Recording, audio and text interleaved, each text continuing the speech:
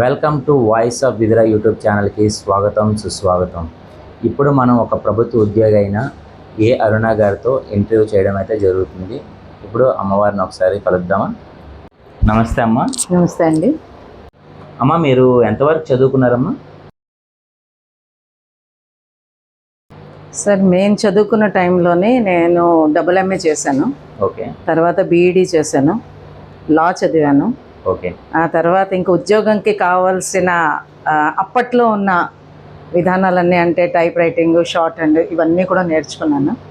నేర్చుకున్న తర్వాత నేను 14 సంవత్సరాల కృషి తర్వాత నాకు ప్రభుత్వ ఉద్యోగం వచ్చింది. అంటే విసుగు చెందని విక్రమార్కుడిలాగా నేను ప్రయత్నిస్తూనే ఉన్నాను, ఏదో ఒక ఫీల్డ్లో నాకు జాబ్ రావాలని. సో నాకు ఎడ్యుకేషన్ ఫీల్డ్లోనే జాబ్ వచ్చింది. నేను ప్రస్తుతం అదే దేంట్లోని పనిచేస్తున్నాను. ఓకే అమ్మ, మరి అప్పటి విద్యా విధానం ఎలా ఉండేదమ్మా? అప్పటి విద్యా విధానానికి ఇప్పటి విద్యా విధానానికి మనం కంపేర్ చేసుకుంటే అప్పుడు చాలా బాగుండేదండి. ఇప్పుడు ఏంటంటే విద్య ఇచ్చేది తక్కువ, నాలెడ్జ్ తక్కువ. అప్పుడు మాకు నాలెడ్జ్తో కూడుకున్న విద్య, అంటే మనకి జ్ఞానంతో పాటు విద్యనివ్వడం అన్నది ఒక ఆర్ట్ అండి. అది అప్పుడు టీచర్స్ కూడా మాకు ప్రతిదీ, మాది ఒంటిబడి స్కూల్, అంటే మేము నార్త్లో పుట్టి పెరిగాము. అక్కడ పొద్దున్న 7 నుంచి 12 గంటల వరకు ఒక షిఫ్ట్, మధ్యాహ్నం 12 నుంచి సాయంత్రం 5 గంటల వరకు ఒక షిఫ్ట్. క్లాసెస్ని బట్టి మిడిల్ క్లాసెస్ అయితే మీకు ఆఫ్టర్నూన్, హయ్యర్ క్లాసెస్ అయితే మార్నింగ్. అంటే వాళ్ళు ఏంటంటే పెద్ద పిల్లల్ని ఇద్దరికి తట్టుకోగలరు, ఇవన్నీ ఆలోచించి విధానాల ప్రకారంగా పెట్టిన సిస్టమ్ అన్నమాట అది. దాంట్లో చదువుకున్నప్పుడు మాకు చదువుకోవడానికి అవకాశం ఉండేది, ఆడుకోవడానికి, ఫిజికల్, ఈవెన్ స్కూల్లో కూడా మాకు చాలా మట్టుకి అన్నీ కూడా మేము స్కూల్లోనే నేర్చేసుకున్నాం. మనకి ఇంట్లో నేర్పించే అవకాశం అయితే చాలా తక్కువ. కుట్లు కుట్టడం దగ్గర నుంచి కూడా, లెక్కలు రాయడం దగ్గర నుంచి కూడా, లెక్కలు ఎలాగో మనం మ్యాథ్స్ అవి నేర్చుకుంటాం సింపుల్గా, కానీ దాంతోపాటు మనకి ఎథిక్స్ కూడా నేర్పారండి. ఇప్పుడు విధానంలో అది నాకు కొంచెం లోపం అనిపిస్తుంది. అమ్మ, మీరు నార్త్లో పుట్టి పెరిగారు అన్నారు కదా, మీకు ఇంత తెలుగు స్పష్టంగా ఎలా వచ్చిందమ్మా? అది దానికి నేను మా అమ్మ నాన్నగారికి నేను ఇదంతా కూడా ఇస్తానండి. ఎందుకంటే మేము అక్కడ త్రిభాషలో చదివాం. నేను చదువుకున్నంత హిందీ, ఇంగ్లీష్ ఒక సబ్జెక్ట్ ఉండేది. ఇప్పుడు థర్డ్ లాంగ్వేజ్ ఇక్కడ ఎలా హిందీ ఉంటుందో మాకు ఇంగ్లీష్ ఉండేది. మొత్తం సబ్జెక్ట్స్ అన్నీ హిందీలోనే ఉండేవి. తెలుగు ఎలా వస్తుంది? మా నాన్నగారు ఏంటంటే, ఇంటి గేట్ ఇతర భాషలో మాట్లాడుకోండి, గేట్ లోపల మాత్రం మన భాషే మాట్లాడాలి, తెలుగులోనే మాట్లాడాలి. ఆ విధంగా ప్లస్ ఇంట్లోనే మాకు వేసవి సెలవులు వచ్చినా మాకు రాయడం చదవడం కూడా నేర్పారండి. అదే ఇప్పుడు నాకు ఉపయోగపడుతుంది బాగా ఆంధ్ర స్టేట్కి వచ్చిన తర్వాత. ఎందుకంటే ఇంట్లో మాత్రం మేము హిందీలో మామూలుగా పిల్లలు మాట్లాడుకున్నాం, చిన్నపిల్లలు కదా, హిందీలో మాట్లాడితే దెబ్బలాడేవారు. వీల్లేదు, మీరు అసలు తెలుగులోనే మాట్లాడంటే అతని ప్రోత్సాహమే ఇవాళ నేను పుస్తకాలు చదవగలుగుతున్నాను, స్క్రిప్ట్ కూడా నేను రాయడానికి ట్రై చేస్తున్నాను. అంటే ఇక్కడ వాళ్ళంత ఫ్రీక్వెన్సీ నాకు రాకపోయి ఉండొచ్చు, కానీ నేను భాష అయితే చాలా చక్కగా మాట్లాడతాను, చాలా క్రిస్టల్ క్లియర్గా అని చెప్పాలి. ఇప్పుడు అంటే మిక్స్ లాంగ్వేజ్లో మనం మాట్లాడతాం కాబట్టి చాలా క్రిస్టల్ క్లియర్గా మాట్లాడడం దానివల్లే వచ్చిందండి. సో హిందీ రాష్ట్రంలో పెరిగినందువల్ల అదొక స్టీల్ ప్లాంట్ ఏరియా. మా నాన్నగారు స్టీల్ ప్లాంట్లో పనిచేశారు. మా చుట్టుపక్కలంతా కూడా అన్ని స్టేట్ల వాళ్ళు ఉండేవారండి. ఎక్కడికి వెళ్ళినా సరే అంటే ఉద్యోగరీత్యా అందరూ పై స్టేట్ల నుంచి అక్కడికి వచ్చి ఉద్యోగాలు చేసుకుంటూ పిల్లలు అందరూ కూడా మేము ఆడుతూ పాడుతూ పెరిగేసాము. ఆ దీంట్లో కంటిన్యూస్గా విని నేర్చుకున్న భాషలు, అంటే నేను కావాలని నేర్చుకున్నది కాదు, విని వాళ్ళతో ఉంటూ నేర్చుకుని నేను 9 భాషల వరకు నేను అవగాహన పెంచుకున్నానండి. అనర్గళంగా మాట్లాడగలిగేదాన్ని. ఇంకా ఈ ప్రాంతానికి వచ్చేసిన తర్వాత తెలుగు, ఇంగ్లీష్, హిందీ, కొన్ని భాషలను ఇంకా పట్టు వదలలేదు, ఎందుకంటే చాలా కష్టపడి నేర్చుకున్నాను, స్క్రిప్ట్ కూడా నేర్చుకున్నాను కాబట్టి. బెంగాలీ, ఒరియా అలాంటి భాషలను ఇంకా నేను వదిలిపెట్టలేదు. కొన్ని ల్యాక్ ఆఫ్ ప్రాక్టీస్ వల్ల అవి, అంటే ఒక వారం రోజులు ప్రాక్టీస్ చేస్తే బయటకు వచ్చేస్తాయి, కానీ ఇప్పుడు ఇక్కడ మాట్లాడే వాళ్ళు లేకపోవడం వల్ల అది నాకు పక్కకి వెళ్ళిపోయి. మొత్తం ఎన్ని భాషలు వచ్చి మేడం మీకు? మొత్తం ఒక 9 భాషల వరకు నేను అవగాహన పెంచుకున్నాను. అనర్గళంగా మాట్లాడగలిగేది 5 నుంచి 6 భాషలు మాట్లాడగలుగుతాను. ఓకే మేడం, ఇప్పటి విద్యా విధానం గురించి మీ అభిప్రాయం చెప్తారా? సార్, ఇక్కడైతే నేను కంపేర్ చేసి చెప్పాలనుకుంటున్నాను. మా నాన్నగారు వాళ్ళు చదువుకున్న దానికి మేము చదువుకున్న దానికి చాలా వ్యత్యాసం ఉంది. కానీ అట్లీస్ట్ మాకు సబ్జెక్ట్ నాలెడ్జ్ అప్పుడు ఇచ్చేవారు టీచర్స్. మా నాన్నగారికి ఉన్న నాలెడ్జ్ మాకు లేదని మేము ఫీల్ అవుతాం ఇప్పటికి కూడా. ఎందుకంటే వాళ్ళు థర్డ్ లాంగ్వేజ్ ఇంగ్లీష్ చదువుతున్నా, ఇంగ్లీష్లో మంచి కమాండ్ ఉంది. మనం ఫస్ట్ లాంగ్వేజ్ చదివినా మనకు కమాండ్ రావట్లేదు ఇంగ్లీష్ మీద. అంటే గ్రామరిటికల్గా కానీ, పద్ధతిగా కానీ, మాట్లాడడం కానీ, రాయడం కానీ లోపం ఉంది. నేనైతే అది అబ్జర్వ్ చేశాను. మేము చదువుకున్న దానికి ఇప్పుడు చదువుకుంటున్న పిల్లలు, అంటే నెక్స్ట్ మా పిల్లలే కానివ్వండి, లేటెస్ట్ జనరేషనే కావండి, విద్యా విధానం అయితే నా ఆలోచన, నా పర్సనల్ ఒపీనియన్ని కరెక్ట్ అయితే కాదండి. ఎందుకంటే పిల్లల్ని పొద్దున్న 7 గంటల నుంచి సాయంత్రం 4 గంటల వరకు, 6 గంటల వరకు, 10th ఇంటర్ పిల్లల్ని అయితే రాత్రి 9 గంటల వరకు కూర్చోపెట్టి నూరిస్తున్నారండి. అసలు ఇంతసేపట్లోని ఒక పిల్లడికి సైంటిఫికల్గా ప్రూవ్ అయిన విషయం చెప్తున్నాను, ఒక హ్యూమన్ బీయింగ్, ఒక మనిషే కానివ్వండి, ఏజ్డ్ పర్సన్ కానివ్వండి, లేదంటే పిల్లల గురించి మనం మాట్లాడదు కాబట్టి వాళ్ళ గురించి చెప్పుకుందాం. పిల్లలకి కాన్సన్ట్రేషన్ లెవెల్ 40 మినిట్స్ కన్నా ఎక్కువ ఉండదండి. చాలా జీనియస్ అయితే 50 మినిట్స్, 1 అవర్ కూడా వాడు కూర్చోలేడు. అటువంటిది పొద్దున్న 7 నుంచి సాయంత్రం అంటే 12 గంటల కాలంలోని ఒక 15 మినిట్స్ టీ బ్రేక్ లాగా బ్రేక్ ఇస్తారు, ఒక లంచ్ బ్రేక్ ½ అన్ అవర్ ఇస్తారు, మళ్ళీ 3 గంటలకు ఒక 15 నిమిషాలు బ్రేక్ ఇస్తారు. ఈ 15 నిమిషాల బ్రేక్లోని పిల్లలు ఏం చేయగలరు? వాళ్ళ ప్లేస్లోంచి లేచి కూర్చుని వాటర్కో వాష్రూమ్కో వెళ్ళి వచ్చేసరికి టైం అయిపోతుంది, మళ్ళీ నెక్స్ట్ క్లాస్ స్టార్ట్ అయిపోతుంది. 1 గంట వరకు 2 గంటల వరకు క్లాసెస్ అయిపోయిన తర్వాత పిల్లల్ని స్కూల్లోనే పెట్టి చదివించమని చెప్తున్నారు పేరెంట్స్. అంటే వాళ్ళు బాధ్యత తీసుకునే పరిస్థితిలో లేరు. పిల్లల బాధ్యత పేరెంట్స్ది ఎంతవరకు ఉన్నదంటే 100% ఉందండి. ఇప్పుడు స్కూల్లో పాఠాలు 40 నిమిషాలు ఒక పీరియడ్ ఉంటుందండి. 40 నిమిషాల్లో ఒక టీచరు పుస్తకంలో ఉన్నదాన్ని మీకు చెప్పగలుగుతాడు, ఎక్స్ప్లెయిన్ చేయగలుగుతాడు, లేకపోతే దాని మీద ఎక్సర్సైజులు చేయించగలుగుతాడు తప్ప అదే మీరు ఇంట్లోకి వెళ్ళిన తర్వాత దాన్ని రివైజ్ చేసుకునే బాధ్యత ఎవరిదండి? పిల్లడిది. వాడికి ఏం చేస్తున్నారు? స్కూల్లోనేమో వీళ్ళు ఇలా చెప్పేసి హోమ్ టాస్క్లు ఇచ్చేస్తున్నారు. ఆ హోమ్ టాస్క్లు భరించలేక పేరెంట్స్ ఏం చేస్తున్నారు? మళ్ళీ ట్యూషన్లో వేస్తున్నారు పిల్లల్ని. అంటే ఎడ్యుకేషన్ అన్న దాన్ని వాడికి ఇంజెక్షన్ చేస్తున్నట్టుగా అలా ఇంజెక్ట్ చేస్తున్నారే తప్ప దానిని వాడికి జ్ఞానంతో పాటు వాడు నేర్చుకుంటే బాగుంటుంది, వాడి ఫ్యూచర్ బాగుంటుంది అన్న ఆలోచన పేరెంట్స్కి కూడా రావట్లేదండి. ఎడ్యుకేషన్ పిల్లడు కొంచెం స్కూల్లో వీక్ అయిపోయాడు అనేసరికి వెంటనే స్కూల్ మార్చేస్తున్నారండి. అవును మేడం. ఆ విధానం అయితే 100% రాంగ్ అండి. అదీ కాకుండా మన ఎడ్యుకేషన్ సిస్టంలో ప్రతి సంవత్సరం ఇక్కడ పుస్తకాలు మారిపోతున్నాయి. మేము చదువుకున్న టైంలో మా నాన్నగారు మా అక్క కోసం పుస్తకాలు కొంటే నా తర్వాత 10 క్లాసెస్ సేమ్ బుక్స్ రన్ అయ్యేవి. అవును మేడం. కోర్సు మారేది కాదు, టీచర్ చెప్పే విధానం మారేది కాదు. ఇంట్లో పెద్ద అక్క తమ్ముడు ముందు చదువుకుని వాళ్ళు ఎక్స్ప్లెయిన్ చేయగలిగేవారు మనకి.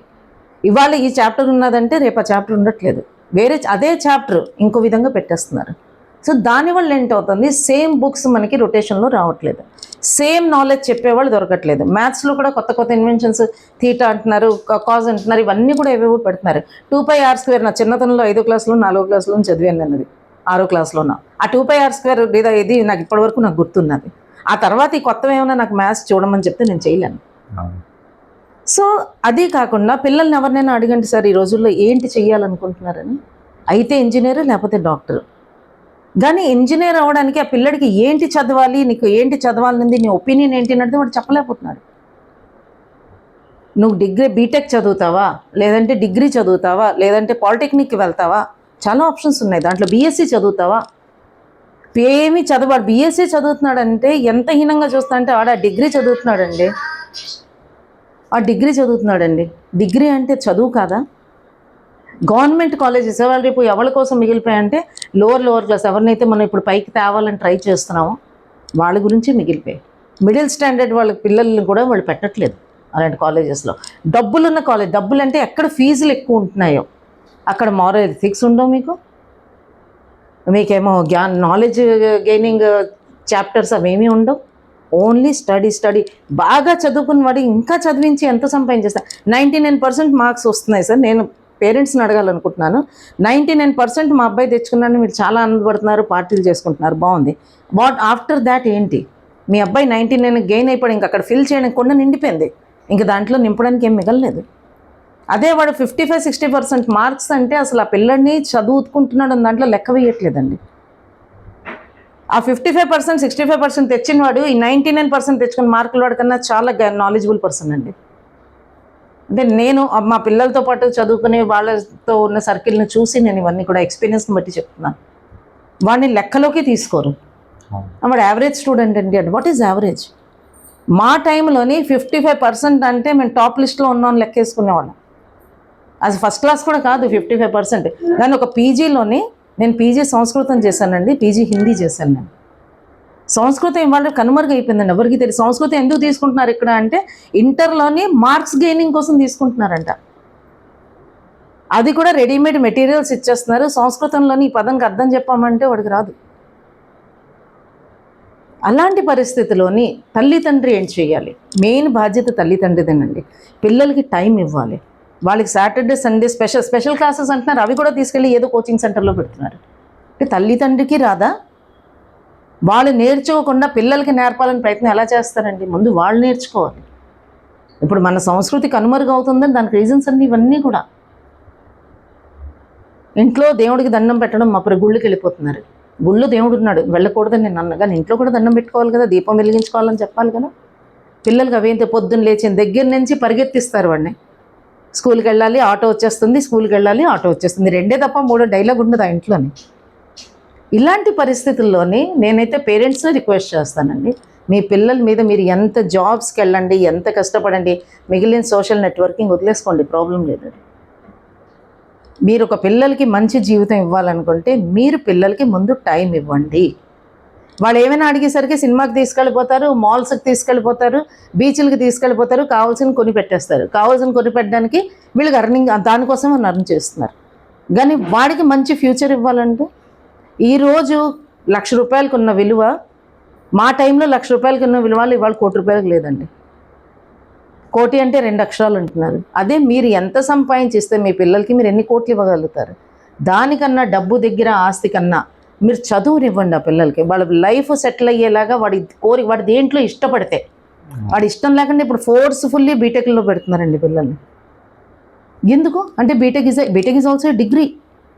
ఇది మీకు ఉపాధికి ఎంత ఉపయోగపడుతుంది అన్నది నాకు క్వశ్చన్ మార్క్. ఎందుకంటే చాలామంది 100కి 90 మంది ఇప్పుడు బీటెక్కే. ఎంతమందికి ఉద్యోగాలు వస్తున్నాయి? బీటెక్ చదివినంత మాత్రంలో ఉద్యోగాలు రావు. ఇక్కడ మా కలీగ్ ఉద్యోగం అంటే మా ఫ్రెండ్ వాళ్ళ అబ్బాయిది నేను ఒక చిన్న ఎగ్జాంపుల్ చెప్తాను. ఐఐటి చేశాడండి ఆ అబ్బాయి. IIT is not a small institution. IIT చేసిన అబ్బాయి 9 years జాబ్ లేకుండా, వాడికి ఓన్లీ గవర్నమెంట్ జాబే కావాలి, తను ప్రైవేట్ జాబ్లో వెళ్ళనని. 7 or 8 years అయింది. Still he is struggling. ఒక్క అర మార్క్కి పావు మార్క్కి పోతానంటే ఆ కాంపిటీషన్ ఎంత టఫ్ అయిపోయింది జాబ్లో రావడానికి. సేమ్ సిచ్యువేషను 30 సంవత్సరాల క్రితం మేము కూడా పడ్డాం. కానీ మాకు ఇంకా హోప్స్ ఉండేవి జాబ్ వస్తుంది అని. ఇప్పుడైతే అంతా ప్రైవేట్ జాబ్స్, అంతా ప్రైవేటైజేషన్ అంటున్నారు. లిమిట్, స్టాగ్నేషన్ వచ్చేసింది. ఎక్కడ పెడితే అక్కడ. ఈవెన్ మీ జీతాలు, పేరెంట్స్కి వచ్చిన జీతాలు కూడా పిల్లలకి వస్తాయన్న ఆశ లేదు. సో ఎడ్యుకేషన్ సిస్టమ్ అయితే 100% మన చేతుల్లో ఉందండి బాగు చేసుకోవడం. మనం ఎవరిని దోషించగా. టీచర్ ఏం చేస్తాడు? టీచర్ ఆ 40 నిమిషాలు, అరగంట ఎంత అతను టైం కేటాయిస్తాడో ఆ కేటాయించడం. అతనికి ఒక క్లాసే ఇవ్వరు, అతనికి దగ్గర 4-5 క్లాసులు కంటిన్యూ చెప్పమంటే. అది కాకుండా ప్రైవేట్ ఇన్స్టిట్యూట్ అయితే వేరే క్యాంపస్ కూడా వెళ్ళి చెప్పమని చెప్తున్నారు. అతనికి ఉన్న ప్రెషర్స్ అతనికి ఉన్నాయి. అతని పద్ధతిగా బోర్డు మీద మీకు రాసేసి చెప్పేసి వెళ్ళిపోతారు. అర్థం చేసుకోవడం మీ చేతులు. దీంట్లో మళ్ళీ వాళ్ళేమో విడదీస్తారు. ఐఐటి వేరు, మళ్ళీనేమో బీటెక్ వాళ్ళు వేరు, ఆర్డినరీ క్లాస్ వేరు. అసలు అందరూ కలిసి కూర్చుని చదువుకుంటే ఒకళ్ళని చూస్తే ఒకళ్ళని కాంపిటీషన్ స్పిరిట్ పెరుగుతుందండి. మీరు జీనియస్ని అందరినీ ఒక క్లాస్లో కూర్చోపెట్టేసి వాళ్ళలోనే మళ్ళీ జీనియస్ని తయారు చేద్దామని మీరు ట్రై చేస్తే చదువుకున్నవాడికి చదువు నేర్పడం మూర్ఖత్వం అండి. వాడికి కొడతాడు ర్యాంకు. ఆ 90 కావాలంటే 90+ కొడతాడు. వాడు ఆల్రెడీ ఆ స్టాండర్డ్లో వచ్చి వాడు క్లాస్లో కూర్చున్నాడు. ఈ క్లాసులని బైఫర్కేట్ చేసిన వాళ్ళు కూడా, పిల్లల్లోని కూడా నేను ఏ క్లాస్లో కూర్చున్నాను, నువ్వు బి క్లాస్ వాడేరా, నువ్వు సి క్లాస్ వాడేరా, ఆ హీనభావాన్ని డెవలప్ చేస్తున్నారు పిల్లలు. మేమంతా కూడా మాకు ఫస్ట్ స్టాండర్డ్, నేను ఎప్పుడు లాస్ట్ బెంచ్ అన్నాను, నేను ఫస్ట్ బెంచ్ అన్నా నేను ఎప్పుడు చెప్పుకోను. నేను మిడిల్గానే చదువుకొని వచ్చాను, నేను హైయర్ ర్యాంకర్ అని కూడా నేను చెప్పుకోను. కానీ నాకున్న నాలెడ్జ్లోని సగం నాలెడ్జ్ కూడా అవతల వాళ్ళకి ఉందా లేదని నేను టెస్ట్ చేస్తాను. ఇప్పుడు కూడా లేదు. మనం ప్రపంచంలోని బతకడం ఎలాగా, సంపాదించడం ఎలాగన్నదే నేర్చుకోవాలి తప్ప బతకడానికి ముందు చదువు కావాలి. బాగా చదువుకున్నా అంటే సంపాదన ఆటోమేటిక్గా వస్తుందండి. దానికి మనం ఖచ్చితంగా కృషి చేస్తాం. బీటెక్లో వాడు 90% తెచ్చుకున్నాడు, 80% తెచ్చుకున్నాడు. బీటెక్లో ఇంటర్లో 90%, 99%, బీటెక్ వచ్చేసరికి 70%కి వచ్చేస్తున్నాయండి మార్కులు. వాళ్ళు ప్రశ్నించుకుంటే దాని ఆన్సర్ వాళ్ళ దగ్గర ఉంటుంది. పెద్ద ఇన్స్టిట్యూట్స్లోనే ఎక్కువ ఫీజులు కట్టేస్తే అక్కడ మా పిల్లలు చదివించుకుంటారు అన్నదైతే రాంగ్ కాన్సెప్ట్. చాలా అంటే నా ఉద్దేశంలో అయితే అది కరెక్టే కాదు. డబ్బులు ఎక్కువ పెట్టేస్తున్నాం అక్కడ. మీ పిల్లడు ఎఫర్ట్ పెట్టాలి. అక్కడ టీచర్స్ అంటున్నారు మేము ఎఫర్ట్ పెడుతున్నాం, మీ పిల్లలు చదవట్లేదు. వాళ్ళు మీ పిల్లల్ని దూషిస్తున్నారు. వాళ్ళ ఫీజులు మీకు తగ్గించారు కదా. తగ్గించని పక్షంలో అన్నప్పుడు ఏంటవుతుంది, మీకు డబ్బులు వెళ్ళిపోతున్నాయి. మీ పిల్లడేమో టాప్ రావట్లేదు, ఫస్ట్ రావట్లేదు, 99% రావట్లేదు, 95% రావదని మీరు పిల్లల మీద ప్రెషర్ పెడుతున్నారు. అంత చిన్న వయసులోని ఆ పిల్లడు అంత ప్రెషర్ తట్టుకోగలడా అన్న ఆలోచన పేరెంట్స్కి రావాలండి. అప్పుడు పిల్లల గ్రోత్ బాగుంటుంది అని నా పర్సనల్ ఒపీనియన్. మా పిల్లల్ని నేను అలాగే పెంచాను. నేను వాళ్ళకైతే కంప్లీట్ ఫ్రీడమ్ ఇచ్చాను. మా పెద్ద అబ్బాయి బీఎస్సీ చదివాడు, చిన్న అబ్బాయి బీటెక్ చదివాడు.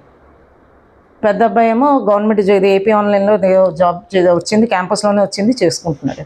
బెటర్ జాబ్స్ ట్రై చేసుకున్నాడు. చిన్న అబ్బాయి యూఎస్ వెళ్తా అన్నాడు, ఇప్పుడు వెళ్ళాడు. కష్టం ఎవరు పడుతున్నారు అక్కడ? వాడే పడుతున్నాడు. నేను చాయిస్ వాళ్ళకే ఇచ్చాను. మీకు నచ్చితే ఏది నచ్చితే అది, ఇక్కడ ఉంటా అంటే ఇక్కడ ఉండండి, ఇక్కడే చదువుకోండి. చదువు ఎక్కడ లేదండి. చదువు అన్నది మన భారతదేశంలోనే ముందు పుట్టిందండి. నలంద యూనివర్సిటీ మీరు ఎప్పుడైనా వెళ్ళి చూడండి, దాన్ని శీలాపలకాలే మిగిలే. ఇప్పుడు నేను వెళ్ళి చూశాను ఒక 20 years బ్యాక్. చదువు అన్నది అర్థశాస్త్రం అక్కడి నుంచి స్టార్ట్ అయిందండి. మొత్తం భారతదేశంలో చదువుకున్న వాల్యూ, చదువుకున్న దిట్ట ఏ కంట్రీస్ లేవండి. కానీ మనం ఇక్కడ వదిలేసి ఇప్పుడు అబ్రాడ్స్కి వెళ్ళిపోతున్నాం. వాళ్ళు ఏం చేస్తున్నారో తెలుసా మీకు? నేను అది కూడా స్టడీ చేశాను. మన పాత విధానాలు ఉన్నాయి చూడండి, వాళ్ళు అవి ఫాలో అవుతున్నారు. ఇప్పుడు సెమిస్టర్ సిస్టమ్ వచ్చిందండి. ఇప్పుడు సెమిస్టర్ సిస్టంలో మీరు 4 పోర్షన్స్లోనూ 3 పోర్షన్స్లోనూ కోర్స్ డివైడ్ చేసేసి మీరు ఎగ్జామ్స్ పెట్టేసి పాస్ చేసేస్తున్నారు. వాళ్ళు అలా చేయట్లే. యూనిట్ టెస్టుల కింద పెట్టి మేము చదివాం ఆ సిస్టంలో.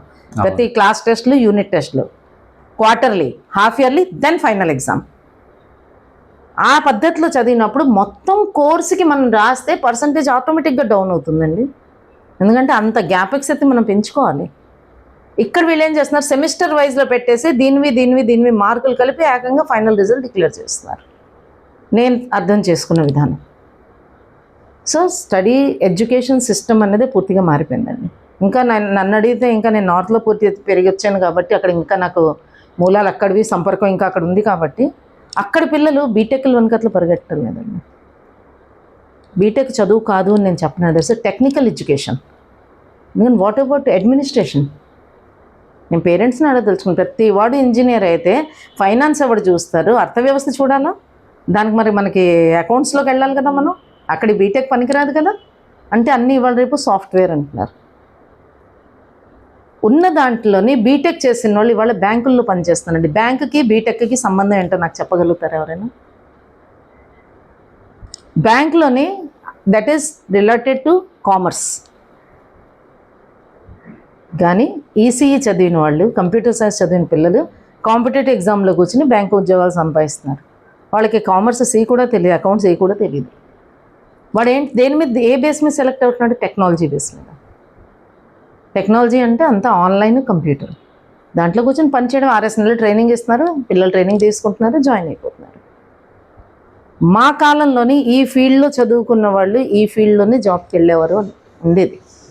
ఇప్పుడు ఓపెన్ ఫర్ ఆల్, ఎవరు ఏ ఫీల్డ్లోనో వెళ్ళొచ్చు. మీకు సత్తా ఉంటే మీరు ఎక్కడికైనా వెళ్ళొచ్చు. చంద్రయానం మీద కూడా వెళ్ళొచ్చు. కానీ దానికి కావాల్సిన ఇవన్నీ కూడా మనకి కూడితేనే మనం వెళ్ళగలుగుతాం అన్నది నా ఒపీనియన్ సార్. అమ్మ చాలా చక్కగా వివరించారమ్మా అప్పటి విద్యా విధానం గురించి, ఇప్పుడు విద్యా విధానం గురించి. అలాగే మాదొక చిన్న ప్రశ్న ఏంటంటే, పిల్లలకి పెద్దలతో ఎలా నడుచుకోవాలో, అలా ఎలా మాట్లాడాలో కూడా తెలియట్లేదు. దాని గురించి కొంచెం వివరిస్తారా? తప్పకుండానండి. ఇప్పుడు పిల్లలకి మనం ఇస్తుంది సైంటిఫిక్ లైఫ్ అండి. అంటే నేను కొన్ని ఇంగ్లీష్ పదాలు ఎక్కువగా వాడుతున్నాను. భారతదేశం అన్నది సంస్కృతికి పెట్టిన మారుపేరు. 22 ప్రదేశాలు, 22 రాజ్యాలు ఉన్నాయి మనకి, స్టేట్స్ ఉన్నాయి. 22 స్టేట్స్కి 22 కల్చర్స్ ఉన్నాయి.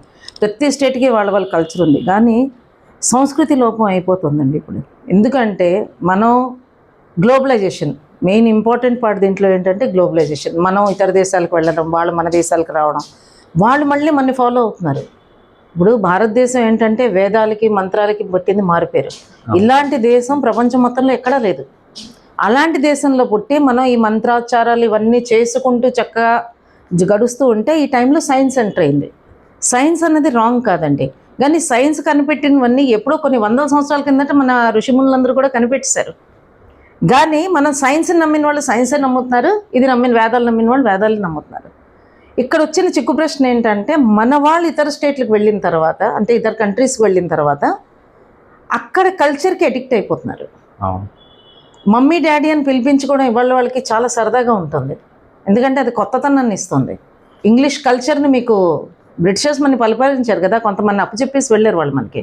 దానివల్ల ఏంటవుతుంది, మమ్మీ డాడీ అనేసరికి వాళ్ళు ఆనందం అమ్మ నాన్నని పిలవమని చెప్పట్లేదు. అవును.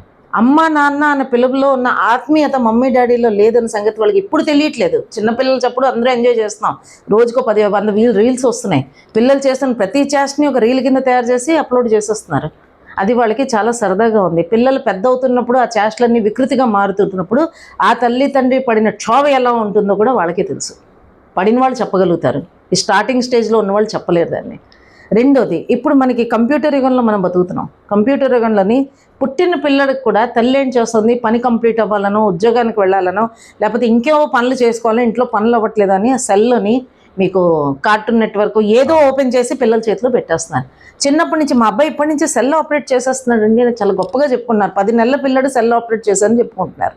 మీరు నేర్పిందే కదా వాడికి. ఆ టైంలోని మీరు ఒక సంగీతం, ఎందుకంటే ఆర్ట్ యూట్యూబ్స్ కూడా నేను చూశాను, ఇది దీంట్లోని లింక్స్లో చూశాను. ఒక తల్లి గర్భవతిగా ఉన్నప్పుడు తను ఏదైతే వింటుందో దాని ప్రభావం పుట్టబోయే బిడ్డ మీద పడుతుంది అని చెప్పేసి కూడా సైంటిఫికల్గా ప్రూఫ్ అయింది.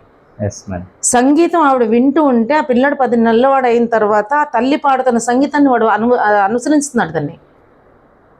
అంటే తల్లి వాడు కడుపులో ఉన్నప్పుడు దగ్గర నుంచి ఆ సంగీతాన్ని అలా ఆస్వాదించి పాడుకుంటూ వెళ్తే అదే ఆ పిల్లడికి ఇన్సర్ట్ అయింది. అంటే మన ఆలోచన విధానం ఇప్పుడు ఎలా ఉన్నది అంటే, సాయంత్రం అయ్యేసరికి బయటికి వెళ్ళిపోవాలి, బీచ్కి వెళ్ళిపోవాలి, సినిమా హాల్కి వెళ్ళిపోవాలి, మాల్స్కి వెళ్ళిపోవాలి. ప్లస్ ఫుడ్డింగ్ సిస్టమ్ అండి, మనం తినే పదార్థాలు కూడా మనవి కాదు. చౌమీన్స్ తింటున్నాము, నూడిల్స్ తింటున్నాము, మోమోస్ తింటున్నాం, ఇవన్నీ మన ఫుడ్ కాదండి. మైదా అంటున్నారు, మైదాని విషంతో పోల్చారు, కానీ మైదాతో తయారు చేసిన పదాలు మనం ఎక్కువ తింటున్నాం. దానివల్ల వెస్టర్న్ కంట్రీస్లో ఉన్న ఒబేసిటీస్, ఈ కూల్ డ్రింక్స్ అవి తాగడం వల్ల వచ్చిన ప్రాబ్లమ్స్ అన్నీ కూడా మన దేశంలోనే చొరవబడ్డాయి. ఒకళ్ళని చూసి ఒకళ్ళు నేర్చుకుంటారు, చెడు తొందరగా స్ప్రెడ్ అవుతుంది మీకు ఎప్పుడు కూడా. ఇవన్నీ ఏంటంటే వాడు కోక్ తాగుతున్నాడు కదా నేను థమ్స్అప్ తాగుతానంటారు. అది తాగితేనే నాకు గ్యాస్ రిలీజ్ అవుతుంది. గ్యాస్ ఎందుకు వస్తుంది? ఆ బేసిక్ దీని మీదకి ఎవరు వెళ్ళటం లేదండి, లైఫ్ గడిపేస్తున్నారు. మనకి ఇవాళ ఇలా కావాలి, నీకు ఎలా కావాలో నెలకు నచ్చినట్టుగా నువ్వు అలా ఉండంటున్నారు. డబ్బు గల వాళ్ళు ఏం చేస్తున్నారు, తల్లి వాడ కిటీ పార్టీస్, వాళ్ళ లైఫ్ స్టైల్ ఆవిడ మెయింటైన్ చేస్తుంది, తండ్రి వెళ్ళిపోతున్నారు. పిల్లలు ఎవరితో వెళ్ళి చెప్పుకుంటారండి? పిల్లల్ని హక్కును చేర్చుకొని మనమే కానీ వాళ్ళకి అష్యూరెన్స్ ఇవ్వాలి. పిల్లలకి నేనున్నాను, నీకేం జరిగినా నేను ఉన్నాను. నువ్వు పరీక్షలో ఇవాళ పాస్ అవ్వలేదు, ఓకే నో ప్రాబ్లం అన్న, మళ్ళీ నువ్వు ట్రై చేయి, ఖచ్చితంగా నువ్వు పైకి వస్తావు అన్న మాట ఏ తల్లి తండ్రి అంటలేదండి. ఆ పిల్లడికి 90 వచ్చాయి, నీకు 89తో ఎందుకు ఆగిపోయి? కరెక్టే మేడం. ఈ కంపారిజన్లోని పిల్లడు అండర్ ప్రెషర్ వెళ్ళిపోతున్నాడండి. వాడికి 90 వచ్చాయి, నేను 91 తెచ్చుకోవాలి. ఎవరి ప్రెషర్? వాడికి లేదు. అది పిల్లడికి నిజంగా మానసికంగా వాడు కుంగిపోతూ నాకు 91 కాదు కదా, నేను పాస్ అయితే చాలు, నేను ఫెయిల్ అయిపోయినా పర్వాలేదని పరిస్థితికి వచ్చేస్తున్నాడు. కానీ ఇక్కడ తల్లి తండ్రి, వాడు ఇంజనీరింగ్లో సీట్ వచ్చింది వాడికి, నీకెందుకు రాలేదు, నీకు రావాలి సీట్, లేకపోతే ఇప్పుడు ఎలా అయిపోయిందంటే సీటు కొనేస్తున్నారు, డబ్బులు చౌక అయిపోయి. కానీ అది ఇంజనీరింగ్ కాకుండా వేరే దాంట్లో పెట్టడానికి తల్లి తండ్రి ఆలోచించడం లేదండి. ఆ ప్రెషర్స్ పిల్లలు తట్టుకోలేకపోతున్నారు. ఈ సెల్లులు బాగా అలవాటు చేశారు, ఫ్రెండ్స్తో మాట్లాడుకోవడం, లేదంటే ఈ వీడియో కాల్స్, మన ఫేస్బుక్ నెట్ ఇప్పుడు ప్రతి వాళ్ళకి కంపల్సరీ. దానికి కూడా మన విద్యా విధానాన్ని దూషిస్తానండి. ఎందుకంటే ఎడ్యుకేషన్లోని ఇప్పుడు పీడిఎఫ్స్ పెట్టేస్తున్నారు, ప్రతి దానికి మెటీరియల్స్ పీడిఎఫ్. సెల్ లేకపోతే 6వ క్లాస్ పిల్లడు 5వ క్లాస్ పిల్లడు కూడా చదువుకోలేకపోతున్నాడండి. టీచర్స్ అడుగుతుంది, నీకు స్మార్ట్ సెల్ లేదా, మరి నీకు మెటీరియల్ ఎలా పంపిస్తాను అన్న క్వశ్చన్స్ వేస్తున్నారు టీచర్స్. తల్లిదండ్రులు ఇంట్లో రిస్ట్రిక్ట్ చేసినా సరే స్కూల్ ప్రెషర్ వల్ల అక్కడ తల్లి ఏం చేస్తుంది, తన నంబర్ ఇవ్వడం, తన సెల్ ఇవ్వడం, మిగిలిన 1-2 పిల్లలు వాళ్ళ పేరెంట్స్ సెల్ ఇప్పించేస్తున్నారు. ఇప్పించేసరికి వాడు తెచ్చుకుంటున్నాడు సెల్, నాకు ఇస్తావా చేస్తావా. ఈ పేరెంట్స్ ఇవ్వకపోయేసరికి వాడిని బెదిరించడం మొదలెడుతున్నాడండి. నువ్వు ఇవ్వకపోతే నేను ఏదో చేసేసుకుంటాను, నేను స్కూల్కి వెళ్ళను. ఒక్కడే అందులోని పాతకాలంలోని నేను ఎందుకు కంపేర్ చేస్తే పెద్ద ఫ్యామిలీస్ అండి, జాయింట్ ఫ్యామిలీస్, పెద్ద ఫ్యామిలీస్. ఇలా మారాలు చేసి నేను ఇలా చెయ్యను అంటే 2 పీకేవారు తల్లిదండ్రి, దెబ్బతో సెట్ అయిపోయేవారు అనమాట. కానీ ఇక్కడ కొట్టడం కాదు కదా, తల్లి అమ్మో మా పిల్లడు ఏంటి అయిపోతాడు, ఒక్కడే కొడుకుని కంటారు, లేకపోతే ఒక్కటే కూర్చుంటుంది. దానివల్ల అయ్యో మా పిల్లడు ఏమైపోతాడు, పాపం సెల్లే కదా అడిగింది, ఫోన్లండి కొనిచ్చేద్దాం. తల్లి తండ్రి ఇద్దరికి ఆర్థిక స్తోమత బాగున్నప్పుడు వాళ్ళు ఆండ్రాయిడ్ సెల్స్ కొని పిల్లల చేతుల్లో పెడుతున్నారు. పెట్టిన తర్వాత వాళ్ళు ఏంటి చూస్తున్నారు, దాంట్లోని ఏది ఫాలో అవుతున్నారు. ఫేస్బుక్ మీరు లాక్ చేయండి, వాట్సాప్ లాక్ చేయండి, వాట్సాప్లోని మెటీరియల్స్ పెడుతున్నారు. ఇప్పుడు వాట్సాప్ ఫ్రెండ్స్తో చాటింగ్ లాక్ చేయండి. దాని మీద కూడా దృష్టి పెట్టే బాధ్యత తల్లి తండ్రిదే. ఎందుకంటే ప్రథమ గురుకులం ఇల్లు. అది కాకుండా మీరు ఎక్కువ టైం స్కూల్లో సగం టైం స్పెండ్ చేస్తారు, సగం టైం ఇంట్లోనే. మీరు డివైడ్ చేసుకుంటే 8 to 10 అవర్సే స్కూల్లో ఉంటున్నారు, 24 hours 14 hours ఇంట్లోనే ఉంటున్నారు కదా. దాంట్లో 4 గంటలు తినడంలోని, ఒక 8 గంటలు పడుకోవడంలోని మనం గడిపిస్తాం. మిగతా 4 గంటల్లోనే ఒక గంటైనా పిల్లలకు స్పేర్ చేయలేరా? చేసి వాడు ఏ రూట్లో వెళ్తున్నాడు, ఏంటి చూస్తున్నాడు, దేనికి వాడు గురి అవుతున్నాడు. పబ్జీలు ఆడేసి ఆ మధ్యన ఈ సూసైడ్ కేసులు అవి చాలా విన్నామండి, పిల్లలు చనిపోవడాలు అవన్నీ. ఆ గేమ్స్కి ఎందుకు అడిక్ట్ అవుతున్నారు? పిల్లల అకౌంట్లు తల్లిదండ్రుల అకౌంట్లు యాడ్ అయ్యి ఉంటున్నాయి దాంట్లోని. అది యాడ్ చేసి దాంట్లోంచి ఆడిస్తున్నప్పుడు అకౌంట్లు ఖాళీ అయిపోతే కానీ తల్లిదండ్రికి తెలియలేదు పిల్లడు పబ్జీ గేమ్ ఆడుతున్నాడని. అలాంటి కేసులు కూడా మనం చూసాం. అవును. సో ఇవన్నిటినీ ప్రోత్సహించిన వాళ్ళు ఇంట్లో తల్లి తండ్రే. నువ్వు వాడు అడిగేసరికి కొని పెట్టేస్తున్నావు కానీ నువ్వు దాని మీద దృష్టి పెట్టట్లేదు. That is your responsibility. Parents are 100% responsible అండి దీనికి. ఎందుకంటే మీ పిల్లల్ని బాగు చేసుకోవాలి, భూమి మీద పుట్టింది ఒక మంచిగా దిద్దాలి అన్నప్పుడు దానికి మీరు ఎంత కృషి చేశారు, మీ పార్ట్ మీరు ఎంత ప్లే చేశారు అక్కడ. ఒక మంచి స్కూల్లో వేసేయడం, ఒక lakhsలో ఫీజులు కట్టేయడం, వాడు అడిగినవి ఇచ్చేయడం అదే కాదు కదండి జీవితం. పిల్లల్ని తీర్చిదిద్దడంలో కూడా తల్లి తండ్రిదే మెయిన్ రోల్. కాకుండా పెద్దవాళ్ళు ఇంకా ఉంటారు, తాతగారు మామలు ఉంటారు, వాళ్ళు ఈ సంస్కృతిని నేర్పుతారండి మనకి. వారం పేర్లు లేకపోతే మన నెలల పేర్లు తెలుగులో చెప్పమనండి ఎవరినైనా, ఇవాళ చెప్తారేమని. పెద్ద బాల శిక్ష ఎంతమంది మెయింటైన్ చేస్తున్నారండి? మా ఇంట్లో ఇవాళకి ఉంది పెద్ద బాల శిక్ష, నేను చదువుతానండి, నేను తెలుగు దాంట్లోంచి నేర్చుకుంటున్నాను. 65 నక్షత్రాల పేర్లు ఎవరికి గుర్తున్నాయి సార్? 60 సంవత్సరాల పేర్లు, నారదముని కొడుకులు వాళ్ళందరూ, ఇవన్నీ ఎవరికి తెలుసు? రామాయణం భారతం కొంతవరకు టీవీ, రామాయణం భారతం మూవీ ఒక పక్క నడుస్తూ ఒకవైపు మైకల్ జాక్సన్ కానీ ఇంకో ఇంగ్లీష్ మూవీ వస్తే ఇంగ్లీష్ మూవీ ఫాలో అవుతారు కానీ రామాయణం భారతం ఎవరు చూడట్లేదండి. ఎథిక్స్ ఎక్కడి నుంచి వస్తాయి? మహాభారతం ఇంట్లో లేకపోయినా పర్వాలేదు, రామాయణం ఉండాలంటారు. ఎందుకంటారు? మహాభారతం అంతా కూడా మీకు ఫైటింగ్స్ నేర్పుతుందండి. యుద్ధాలే, అన్నదమ్ముల మధ్యనే విభేదాలే నేర్పింది మహాభారతం. రామాయణం అన్నదమ్ముల్లో కలయికను చూపించింది. అందుకు మహాభారతం ఇంట్లో లేకపోయినా మహాభాగవతం ఉంచమంటారు, మహాభారతం ఎవరు అడగరు ఉంచమని. మహాభారతం 18 పర్వాలు యుద్ధమే. అదే మీరు రామాయణంలోకి వెళ్తే రాముడి చరిత్ర మనకి ఇప్పటికీ, ఇది ఎప్పుడు త్రేతాయుగంలో జరిగింది, ఇన్ని యుగాలు కలియుగంలో మనం దాన్ని తలుచుకొని దానికి ఇప్పటి వరకు మనం పూజలు పునస్కారాలు చేస్తున్నామంటే అతను మర్యాద పురుషోత్తమ పేరు ఎందుకు వచ్చింది? సొసైటీని ఒక మంచి వేని ఇవ్వాలని అతను ట్రై చేశారు. అంటే దాంట్లో తప్పులు చేయలేదా? దాంట్లో ఏం చేస్తున్నారు మన వాళ్ళు? రావణాసురుడు మంచివాడు కాదు, లేకపోతే రాముడు మోసం చేశాడు, ఇవి కాయిన్కి సెకండ్ పార్ట్ అండి. మీరు మంచి ఎందుకు చూడటం లేదు, చెడు ఎందుకు చూస్తున్నారు? దాంట్లో మంచిని పిల్లలకి నేర్పడానికి ట్రై చేయండి. 4 అంతములు కలిసి ఉంటారు. రాముడు అడవికి వెళ్ళిపోతే భరతుడు గద్దె మీద కూర్చోవడానికి ఇష్టపడ్డాడు. ఎందుకు? వాడు చిన్నవాడు, అన్నతో అన్నం ఉంటుందిగా, నేను ఎందుకు కూర్చోవాలని అడుగుతాడు. ఇప్పుడు నీ ఆస్తి అంతా నాకు ఇచ్చి అని అడుగుతున్నారు, వాడికి ఇవ్వడానికి వీల్లేదు అంటున్నారు. అంటే మన రామాయణం నుంచి ఏం నేర్చుకోలేదు. మన సంస్కృతిని పిల్లలకి ఇన్సర్ట్ చేసేవాళ్ళం మనమే. Parents have to play more important role, must and should అండి. మన సొసైటీ ఎలా వెళ్ళిపోతుందంటే, కరోనా కాలం తర్వాత అయితే మరీ చండాలంగా మారిందండి. అంటే నేను ఇలాంటి పదాలు వాడకూడదు నిజంగా చెప్పాలంటే యూట్యూబ్ ఛానల్లో మాట్లాడుతూ, కానీ రోడ్డు మీదకి వెళ్ళిపోతే పిల్లలు బళ్ళు ఎలా నడుపుతున్నారు. 10th క్లాస్ పిల్లడండి, వాడికి బైక్ ఇచ్చేస్తున్నారు. ఒక స్మార్ట్ ఫోన్, ఒక బైక్ ఇస్తే వాడు ఆకాశంలో ఎగురుతున్నాడండి. యాక్సిడెంటల్ డెత్స్ పిల్లలు ఎందుకు అవుతున్నాయండి అంత ఎక్కువ? అక్కయ్యపాలెంలోని మనకు రోడ్డు మీద నడుపుతుంటే వాళ్ళు ఇలా జిగ్జాక్లో నడుపుకుని వెళ్తున్నాండి బండి. కారుల్లో వెళ్తున్న వాళ్ళం మనం సెకండ్ గేర్ దాటలేకపోతున్నాము, వాడి ఫుల్ స్పీడ్లోని వీడు ఎక్కడికి వెళ్ళి గుద్దిస్తాడని దడతో మేము బండి నడపలేకపోతున్నాం. కానీ వాడికి ప్రాణభయం లేదు. ఎవరు చేస్తున్నారో తప్పు? వాడికి బండి ఇచ్చే 18 ఏళ్ళు ఇంకా నిండకుండానే వాడికి లైసెన్స్ లేకుండా బళ్ళు ఇచ్చేస్తున్నారే. అంటే సొసైటీకి కూడా మనం మేలు చేయట్లేదు. సొసైటీ మనతోనే కదండి, సొసైటీని మనమే తయారు చేస్తున్నాం, సొసైటీ మనని తయారు చేస్తున్నాం, సొసైటీని మనం తయారు చేస్తున్నాం.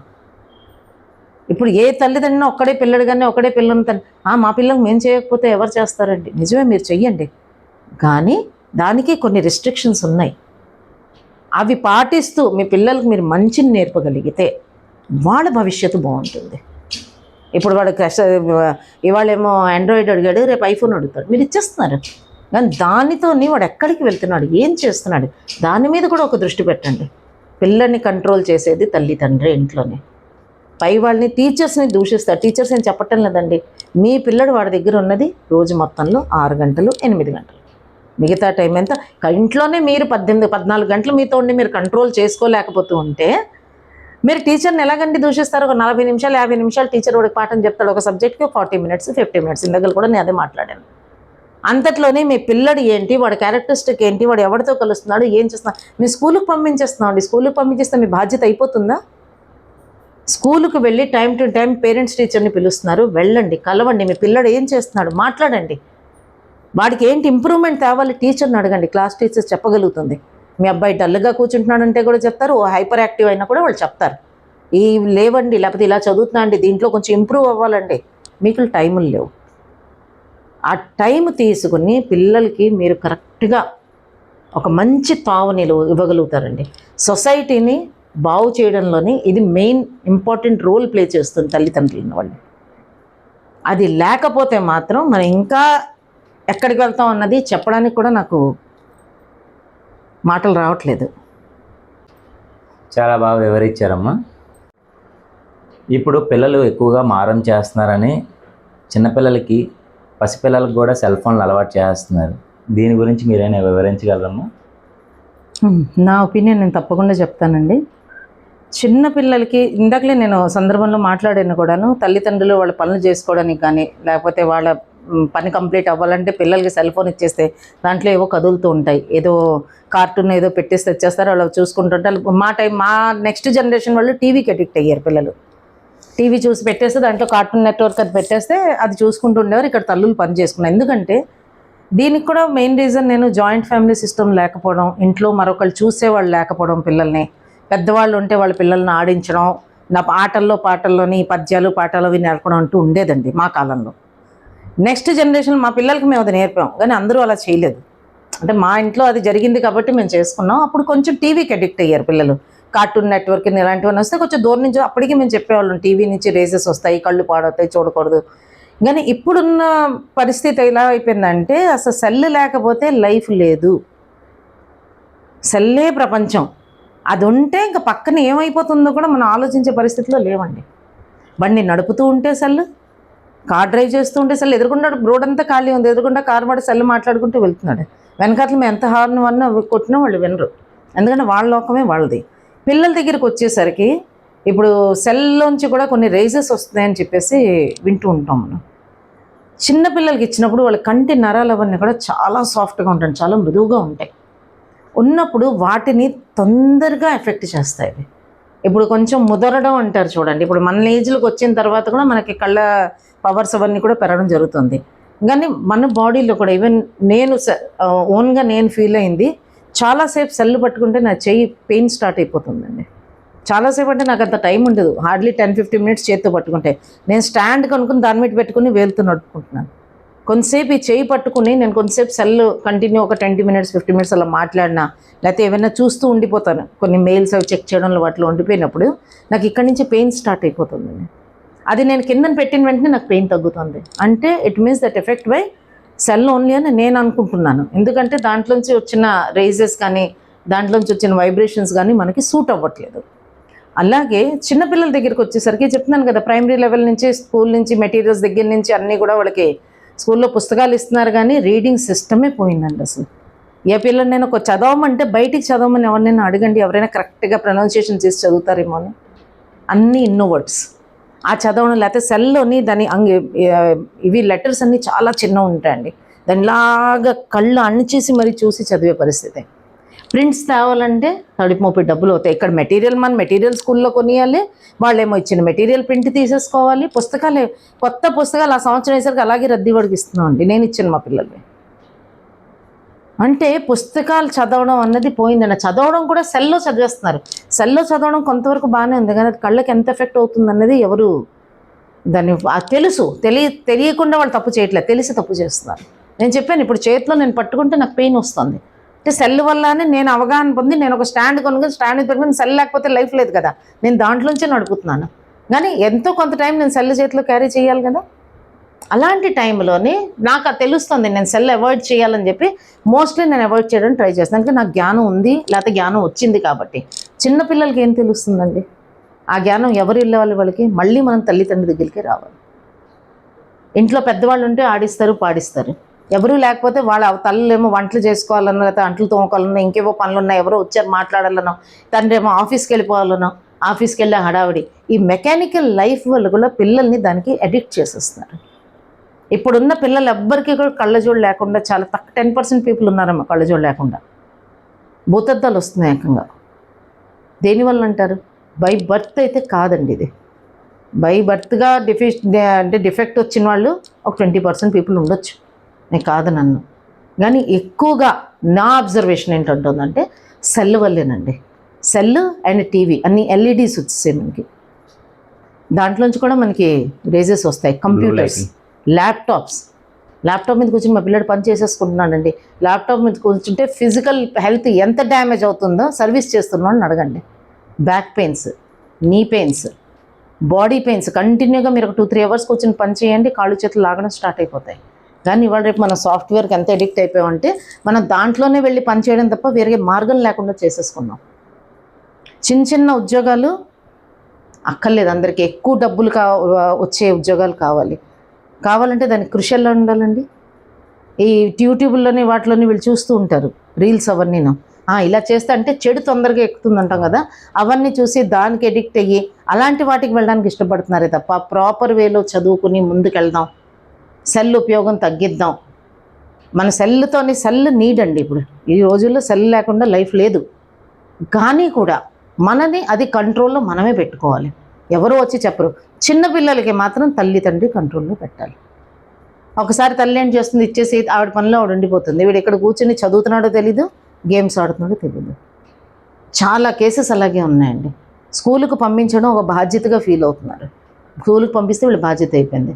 వాడు చదువుకోకపోతే టీచర్ని దూషిస్తున్నారు.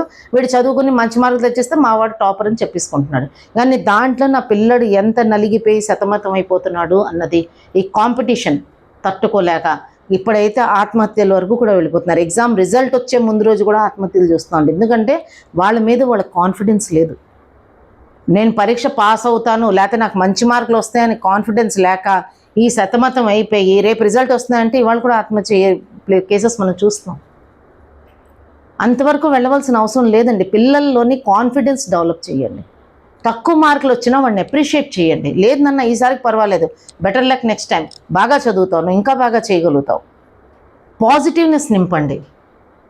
అది చేస్తే పిల్లల్లోని వాళ్ళకి కాన్ఫిడెన్స్ లెవెల్ పెరుగుతాయి. కాన్ఫిడెన్స్ లెవెల్స్ వచ్చాయంటే ఒక పిల్లడు తిరిగి చూడక్కర్లేండి, లైఫ్లో చాలా బాగా సెటిల్ అవుతాడు. వాడికి దేంట్లో ఇంట్రెస్ట్ ఉండవు. ఇవాళ మీ ఇంట్రెస్ట్ని పిల్లల మీద ఇంపోజ్ చెయ్యొద్దు దయచేసి. పిల్లడికి దేని మీద ఇంట్రెస్ట్, వాడు డాక్టర్ అవ్వాలనుకుంటున్నాడా? డాక్టర్ అవ్వాలనుకున్నా మీ కెపాసిటీ ఏంటి? పిల్లడి కెపాసిటీ ఏంటంటే డాక్టర్ చదువు 15 సంవత్సరాలు చదువు అండి. ఇది మనం అనుకుంటా 4 years ఎంబీబీఎస్ చేస్తే ఇవాళ రేపు ఎంబీబీఎస్ చేసినంత మాత్రంతో చదువు కంప్లీట్ అయిపోవట్లే. మళ్ళీ హౌస్ సర్జన్ చేయాలి 2 years, మళ్ళీ ఎండీ చేయాలి. ఎండీ చేయడానికి వాడు 4-5 attempts ఎగ్జామ్ రాస్తాడు అంటే అక్కడ 3 years లాస్ వాడికి. ఎక్కడో చిన్న ఉద్యోగం చేసుకుంటూ హాస్పిటల్లోని ఎగ్జామ్కి అపియర్ అవుతాడు. ఎండీ సీట్ వచ్చిన తర్వాత 2 years, మళ్ళీ స్పెషలైజేషన్కి మరో 3 years. అలా చూసుకుంటూ పోతే ఒక 10 ఏళ్ళకి తక్కువ డాక్టర్ చదువు కానే కాదు. అంత పేషెన్స్, అంత కెపాసిటీ ఆ పిల్లడికి ఉంటేనే మీరు దాంట్లో వేయండి. మా అబ్బాయి డాక్టరే చదవాలి, మా అబ్బాయి ఇంజనీరే అవ్వాలి, ఐఐటీయే చదవాలి, ఈ రిస్ట్రిక్షన్స్ మీరు పిల్లలకి దయచేసి పెట్టొద్దు. వాళ్ళ ఇష్టానికి విలువ ఇవ్వండి. అందరి కెపాసిటీ ఒక్కలా ఉండదు. ఒకడు ఐఐటీ అవ్వచ్చు, ఒకడు ఐటీఐ అవ్వచ్చు. 2 టెక్నికలే. ఐటీఐ వాడికి 15,000 జీతం వస్తుంది, ఐఐటీ చదివిన వాడికి 1,50,000 జీతం వస్తుంది. ఆ స్టాండర్డ్కి తీసుకెళ్లాలని మీకున్న ఆ పిల్లడికి ఆ కెపాసిటీ లేనప్పుడు వాడిని ఫోర్స్ చేసి మీరు దాంట్లో పెట్టి సైకలాజికల్గా వాడిని వీక్ చేసే కన్నా వాడికి ఇష్టం ఉన్న దాంట్లోని వాడిని పెట్టండి. పెడితే వాడు మంచి రిజల్ట్ ఇవ్వగలుగుతాడు. మీకు వాడికి నచ్చింది చేయనివ్వండి, దాన్ని అప్రిషియేట్ చేయండి. సొసైటీ అంటారు, సొసైటీ ఎప్పుడు ఇలాగండి. పక్క వాళ్ళు ఏమనుకుంటారు, వాళ్ళ కోసం మనం బతకట్లేదు, మన కోసం మనం బతకాలి. సొసైటీ ఏంటనుకుంటుంది, వాళ్ళ అబ్బాయి ఇంజనీర్ అయిపోయాడు, వీళ్ళ అబ్బాయి డాక్టర్ అయిపోయాడు, వాడు చార్టెడ్ అకౌంటెంట్ అయిపోయాడు. ఇప్పుడు చార్టెడ్ అకౌంటెన్సీ వింటున్నాం అండి. కామర్స్కి ఇప్పుడు విలువ కనిపిస్తుంది. లేదంటే ఇంజనీరింగ్, డాక్టర్ తప్ప మరొక సబ్జెక్ట్ నేను ఆంధ్రప్రదేశ్లోకి వచ్చిన తర్వాత, స్పెషల్లీ ఆంధ్రాలోకి వచ్చిన తర్వాత నేను ఇది ఫీల్ అయ్యాను సార్. ఇంజనీరింగ్, డాక్టర్ 2 చదువులు, 3 చదువు అన్నది ఇక్కడ లేదని. ఇప్పుడు ఈ గత 5-6 సంవత్సరాల్లోని సీఏ ఎక్కువ వింటున్నాం అండి, చార్టెడ్ అకౌంటెన్సీ. ఐసీడబ్ల్యూఏ కానీ కంపెనీ సెక్రటరీ కానీ ఇక్కడ వినడానికే దొరకదండి. దాన్ని బట్టి వచ్చిన తర్వాత నుంచి చార్టెడ్ అకౌంట్ ఎక్కువ జిఎస్టీ వచ్చిన తర్వాత దగ్గర నుంచి చార్టెడ్ అకౌంటెన్సీ అది చదువు కూడా కొంచెం సులువు అయినట్టుగా ఉంది. సో నేను చార్టెడ్ అకౌంటెంట్ దగ్గర నేను కూడా 10 years వర్క్ చేశానండి బిఫోర్ గవర్నమెంట్ జాబ్ రాకముందు. సో నా ఎక్స్పీరియన్స్ ఏం చెప్తుందో అప్పుడు ఇంకా టఫ్గా ఉండేది. మేబీ ఇప్పుడు పిల్లలు తెలివితేటలైనా పెరిగి ఉండాలి, లేకపోతే వాళ్ళు కోర్సులైనా సులువు చేసి ఉండాలి. సో ఎనీహౌ చార్టెడ్ అకౌంటెంట్స్ కూడా నీడ్ ఉన్నది సొసైటీకి, చేస్తున్నారు, అంతవరకు బాగుంది. కానీ నా రిక్వెస్ట్ ఏంటంటే మీరు పిల్లల్ని వాళ్ళ ఇష్టానికి వదిలేయండి. అలా అని చెప్పేసి వాళ్ళని అవగాహన పెట్టకుండా వాడు ఆడితే ఆడాడు, పాడితే పాడాడు, చదివితే చదివాడు, లేకపోతే లేదు అలా వదిలేయకండి. మంచి తోవ చూపించండి. వాడి ఇష్టానికి విలువిస్తూ మీరు వాడికి సపోర్ట్ చేస్తే వాడు కూడా మీకు సపోర్ట్గా నిలబడతాడు. వాడికి ఇష్టం లేని చేయించారనుకోండి, మీ తవ మీది, మీ అబ్బాయి తవ మీ అబ్బాయిది. సొసైటీ ఇప్పుడు ఇలాగే ఉన్నది. కాబట్టి నేను ఒక విధంగా హెచ్చరిస్తున్నాను అనుకోండి, ఒక విధంగా మిమ్మల్ని రిక్వెస్ట్ చేస్తున్నాను అనుకోండి. పిల్లలకి వాళ్ళకి ఇష్టమైంది చేయనివ్వండి, వాళ్ళ సొసైటీలో నిలబడగలుగుతారు. మీరు ఒక ఇల్లు ఇస్తారు, వాడికి ఆస్తులు ఇస్తున్నారు కదా ఇవాళ రేపుని, అట్లీస్ట్ ఒక ఇల్లు ఇస్తారు. ఇల్లు ఇవ్వకపోయినా అద్దెళ్ళల్లో ఉండకూడదా? అది ఇల్లు కాదా? సొంత ఇల్లే ఉండాలా? వాడు సంపాదించుకుంటాడు, ఆ అవకాశం వాడికి ఇవ్వండి. అన్నీ మనమే చేకూర్చిస్తే పిల్లలకు వాళ్ళు చేసుకోవడానికి వాళ్ళ టార్గెట్సే ఉండవు వాళ్ళకి. అన్నీ మీరు రెడీమేడ్గా తీసుకొచ్చి ఇచ్చేస్తున్నారు. రెడీమేడ్ ఫుడ్ అలవాటు అయిపోయి కర్రీ అలవాటు అయిపోతే ఇంట్లో వండుకున్న కర్రీ టేస్ట్ ఉండదు సార్ అన్నది నా అభిప్రాయం. నాకేంటంటే పిల్లలకి మనం ఇంట్లోంచి అన్నీ మప్పాలి. చిన్న పిల్లలకైతే అస్సలు సెల్లులు అలవాటు చెయ్యొద్దు దయచేసి. రెటీనాస్ దెబ్బతినేస్తున్నాయి, చిన్న నర్వ్స్ చిట్లిపోతున్నాయి లోపల నుంచి, తెలియట్లేదు మనకి. తర్వాత మన కన్ను ఏదో మా పిల్లలకేమో కనిపించట్లేదు, చూడట్లేదు అని అప్పుడు డాక్టర్ దగ్గర పరిగెడితే నర్వ్స్ చిట్లిపోయండి మీ పిల్లలకి అని చెప్తున్నారు. నర్వ్స్ చిట్లిపోవడం అంటే ఏంటి? మీకు బాధపడాలి కదా, జీవితాంతం లైఫ్ పోతుంది అక్కడ. ఆ తర్వాత మీరు బాధపడినా ప్రయోజనం లేదు. మెడికల్కి ఎక్కువ పోసుకుంటున్నాం. మనం ఎంత సంపాదించుకుంటున్నాం దానికి 300 మెడికల్కి పోసుకుంటున్నాం. న్యాచురల్ ఫుడ్ తిని న్యాచురల్గా ఉంటే మనకి మెడికల్ వరకు పరిగెత్తక్కలేదు, సైన్స్ వైపు పరిగెత్తక్కలేదు. మనకు నచ్చిన లైఫ్ స్టైల్ మనం మెయింటైన్ చేసి హ్యాపీ లైఫ్ కావాలండి. ఆనందంగా జీవితాన్ని గడపాలే తప్ప పరుగుడు జీవితంలో మనం ఎక్కడున్నామో రేస్లో అన్నది ఎవ్వరూ కౌంట్ చేయరు. మీరు 1,00,000 సంపాదించుకోవచ్చు, నేను 10,000లో సంపాదించుకోవచ్చు. ఇంకా 10,000లో నేను ఆనందం పొందకూడదని లేదు. కానీ నేను 1,00,000 కోసం ప్రయత్నం చేస్తే అక్కడ 1,00,000కి రీచ్ అవ్వలేను, ఇక్కడ 10,000కి నేను మిగలలేను. మధ్యలో లైఫ్ ఎక్కడో మనకి దెబ్బ కొట్టేస్తుంది. సో సెల్ నుంచి, ల్యాప్టాప్స్ నుంచి, సిస్టమ్స్ నుంచి, టీవీ నుంచి, ఎందుకంటే ఇవన్నీ ఎల్ఈడీస్ ఇవన్నీ వచ్చిన తర్వాత రేజెస్ అవన్నీ కూడా వచ్చి మన ఆరోగ్యాన్ని చెడగొడుతున్నాయి. Vitamin D deficiency, vitamin B12 deficiency ఇవి ఎక్కువగా వస్తున్నాయి. పిల్లలు ఏసీల్లోనే ఉంటున్నారు, ఏసీల్లోనే పడుకుంటున్నారు. మా పిల్లడు ఏసీ లేకుండా ఉండడండి అంటారు. ఎండ మన శరీరానికి తగలట్లేదు. కాయకష్టం చేసినవాడు 100% హెల్దీ పర్సన్ అండి. రైతన్న కొడుకు రైతు అవ్వాలనుకోవట్లేదు, ఇంజనీర్ కొడుకు ఇంజనీర్ అవ్వాలనుకుంటున్నాడు. కానీ పంట ఎలా వస్తుంది మనకి? రైతన్న కొడుకు రైతే అవ్వాలా? నో. బీఎస్సీ అగ్రికల్చర్ అనేది ఇంట్రడ్యూస్ చేసినప్పుడు ఎవరైనా చదువుకుని ఎవరైనా దాన్ని చేయొచ్చు. కానీ దాటువైపు పిల్లలు వెళ్ళటం లేదు. మన ఫుడ్ ఎక్కడి నుంచి వస్తుంది? రైతులందరూ పొలాలు దున్నడమే మానేస్తున్నారు. మళ్ళీ మనం ఇంపోర్ట్ చేసుకోవాలి వేరే కంట్రీస్ నుంచి. మన భూమి పండుతున్న భూమి మీద మనం వానేసుకుని మనం బయట నుంచి 50 రూపాయలు, 60 రూపాయలు, 2 రూపాయల కేజీ బియ్యం నుంచి ఇవాళ నేను ఆ 75 రూపాయల కేజీ బియ్యం చూస్తున్నామండి. మా చింతనలో 2 రూపాయల కేజీ ఉండేది బియ్యం. ఎక్సలెంట్ రైస్, తింటే తృప్తి ఉండేది. ఇప్పుడు గడ్డి తింటున్నట్టు తింటున్నాం. ఇప్పుడు క్వాలిటీ లేదు, అప్పుడు క్వాలిటీ ఉండేది. అది క్వాలిటీకి క్వాంటిటీకి డిఫరెన్స్. ఇప్పుడు మనం క్వాంటిటీ వెనకాతలు పరిగెడుతున్నాం. అది కొంచెం తగ్గించుకొని మన ఇల్లు, మన సొసైటీ, మనం బాగుండాలి, నలుగురు బాగుండాలి అనే ఆలోచనతో ముందుకెళ్తే మనం సొసైటీకి మేలు చేసిన వాళ్ళం అవుతామండి అన్నది నా అభిప్రాయం. సెల్ ఫోన్ అలవాటైన పిల్లల గురించి ఇంకొక విషయం కూడా చెప్పాలనుకుంటున్నానండి. సెల్ ఫోన్ మంచిది కాదు నేను అన్ను, ఎందుకంటే అవసరానికి బాగా ఉపయోగపడుతుంది, మన అప్డేట్ చేసి ఉంచుతుంది. ప్రపంచం మొత్తంలో ఏం జరుగుతుందో చిన్న గెజెట్లో మనకు తెలిసిపోతుంది, అంతవరకు బాగుంటుంది. కానీ దీనివల్ల నైతిక విలువలు పోతున్నాయండి. ఇంట్లో పెద్దవాళ్ళ ఉండట్లేదు. ఒక 30 సంవత్సరాల కిందటి వరకు ఉమ్మడి కుటుంబాలు ఉండేవి. ఇప్పుడు అంతా కూడా మైక్రో ఫ్యామిలీస్ వచ్చేసాయి. మైక్రో ఫ్యామిలీస్ అంటే నేను, నా భార్య, నా పిల్లడు కానీ లేదా పిల్లలు కానీ 1, 2 ఆర్ ఇద్దరు. దానివల్ల ఏమవుతుందంటే మీకు ఇప్పుడు తల్లి తండ్రి ఎవరైనా మన 3, 4 పర్సన్ వచ్చేసరికి ఇంట్లోని పిల్లలు అడ్జస్ట్ అవ్వడానికి యాక్సెప్ట్ చేయట్లేదండి. పేరెంట్స్ కూడా ఒక్కరోజు బాగుంటుంది, 2 రోజులు బాగుంటుంది, 3వ రోజు నుంచి వీళ్ళు కూడా చిరాకు పడడం మొదలెడతారు. నాది నేను తప్ప మన అన్న మాట మర్చిపోయామండి. దానివల్ల ఏంటవుతుందంటే ఈ నలుగురు మధ్యలోనే 5వ పర్సన్ వస్తే వీళ్ళు యాక్సెప్ట్ చేయలేకపోతున్నారు. ఉమ్మడి కుటుంబాలు ఎలా ఉండేవి, ఒకే గదిలోని అమ్మమ్మ, తాతగారితో పాటు పిల్లలు, నలుగురు, 5, 6 పిల్లలు ఒకే గదిలో పడుకున్నారు ఇలాగే కిందన వేసుకుని. అలాంటప్పుడు ఆ అటాచ్మెంట్స్ అన్నవి ఇప్పుడు మైక్రో ఫ్యామిలీస్లో లేవు సార్. దానివల్ల ఏంటవుతుంది, ఇప్పుడు తల్లి తండ్రి వాళ్ళ దగ్గర ఇల్లు లేదు, కొడుకు ఇల్లు కొన్నాడు అనుకోండి, లేకపోతే కొడుకు ఉద్యోగరీత్యా కొడుకు దగ్గర చేరారు అనుకోండి.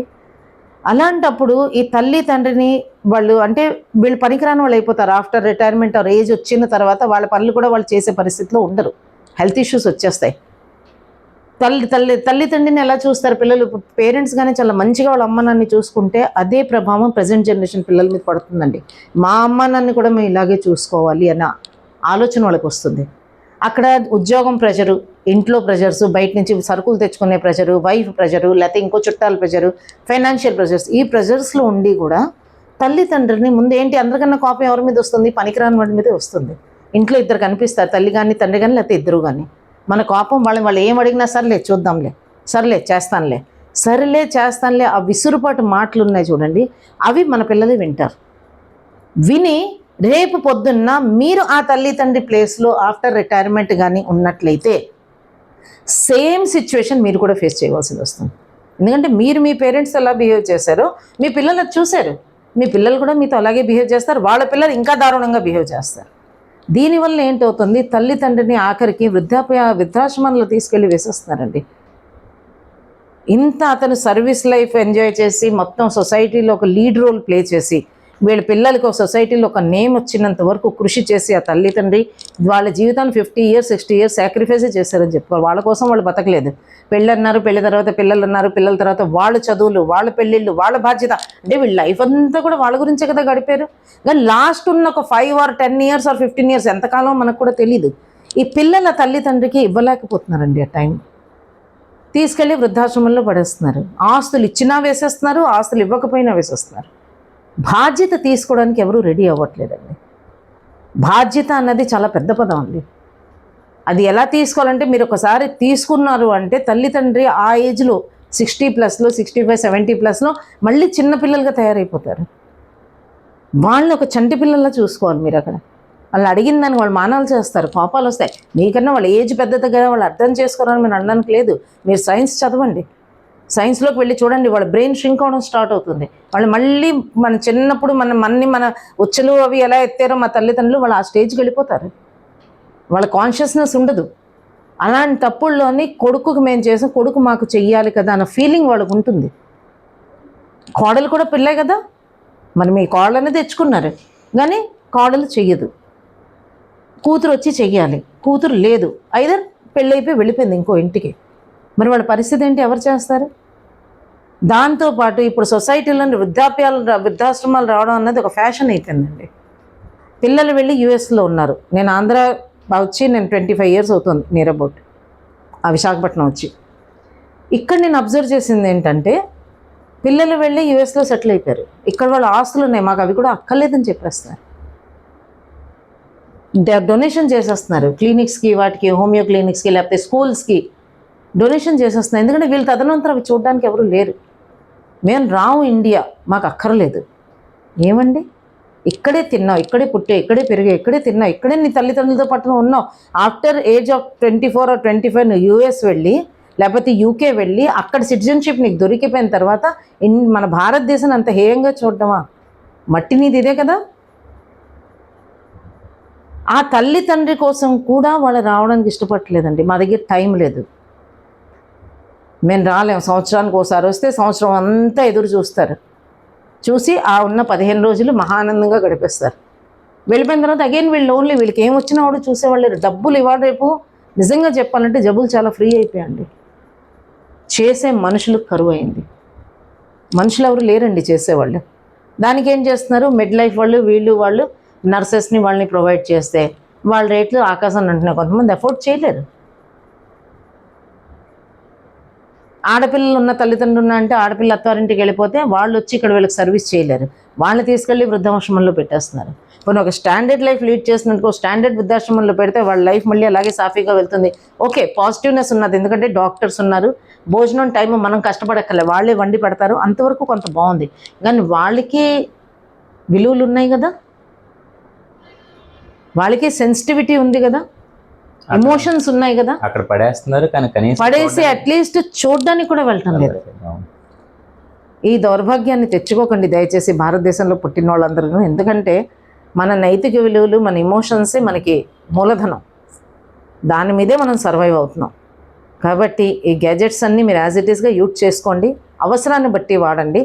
దానికి ఎడిక్ట్ అయిపోయి ఫారిన్ కంట్రీస్లోని ఇప్పుడు అక్కడ చూడండి, అక్కడ ఫ్యామిలీ లైఫ్స్ లీడ్ చేస్తున్నారు. యూఎస్లోని మీకు పిల్లలు, తల్లి, తండ్రి, అక్కడ ఏంటంటే 16 years తర్వాత, నేను విన్నది అది ఎంతవరకు కరెక్టో నాకు తెలీదు, గవర్నమెంట్ పిల్లల్ని తీసేసుకుని, ఎందుకంటే వాళ్ళ జనాభా చాలా తక్కువ.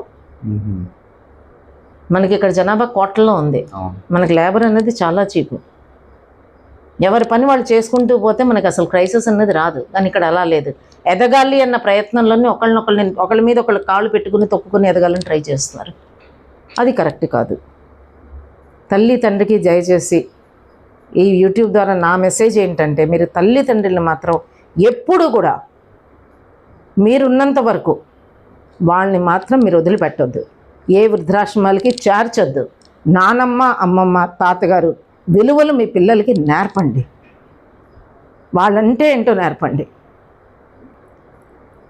అక్కడి నుంచి మీరు వాల్యూ ఇవ్వడం, వాల్యూ తీసుకోవడం కూడా మీకు తెలుస్తుంది. అదర్వైజ్ మన సొసైటీ పరకంగా పూర్తిగా సమూలంగా మనం డౌన్ఫాల్ అయిపోతున్నాం అని చెప్పాలి తప్ప మన ఎథిక్స్ మనతో పాటు రావట్లేదు. అది తేవాలని ప్రయత్నించండి. ఇప్పటివరకు అయితే మేడం చాలా బాగా వివరించారు. అలాగే ఇప్పటి విద్యార్థులు ఎటువంటి లక్ష్యాలని ఏర్పరచుకోవాలి, ఏర్పరచుకున్న తర్వాత వాటిని చేరుకోవడానికి ఎటువంటి ప్రణాళికలు రూపొందించుకోవాలి? సరేనండి, చాలా బాగుంది క్వశ్చన్. యాక్చువల్గా చెప్పాలంటే ఈ ప్రశ్నకి చాలా వివరంగా చెప్పుకుంటూ వెళ్ళాలంటే, పిల్లలు పుట్టిన దగ్గర నుంచే హిందీలో సామెత ఉంది, పూతికే పాము పాలనే మే పెహచానే జాతే అని. పాలన అంటే ఉయ్యాలు కడతారు కదా, పిల్లడి కాళ్ళు చూసి దాంట్లోనే వాడు చెప్పియొచ్చంట, వాడు ఎలా అల్లరివాడు అవుతాడా లేకపోతే ఎలాంటి వాడు అవుతాడు అనేది అక్కడ నార్త్లో చెప్పుకుంటూ ఉంటారు.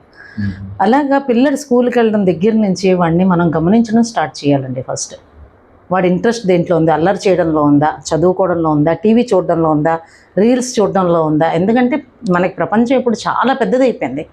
వాడికి లేకపోతే ఫీల్డ్లో వెళ్ళి ఆడుకోవడంలో ఉందా, పిల్లలతో కలవడంలో ఉంది. వాళ్ళ పిల్లలు కూడా తొందరగా ఎవరితో కలవరండి. ఇంట్లో అట్మాస్ఫియర్ని బట్టి, లేకపోతే పిల్లలు వాడితో చదవద్దు, వాడితో కలవద్దు, వాడు మనకన్నా చిన్నవాడు, వీడితో మనకన్నా డబ్బు కలవాడు, వాడు వీడితో కలవడానికి, ఇలాంటి చాలా ఉన్నాయి. సో పిల్లడు అసలు ఏ ఫీల్డ్లోకి 5వ క్లాస్ వరకు పిల్లలు అల్లరి చిల్లరిగా ఆడుతూ పడుతూ చదివేస్తారండి. వాళ్ళ టార్గెట్ అనేది స్టార్ట్ అవుతుంది 6th నుంచి.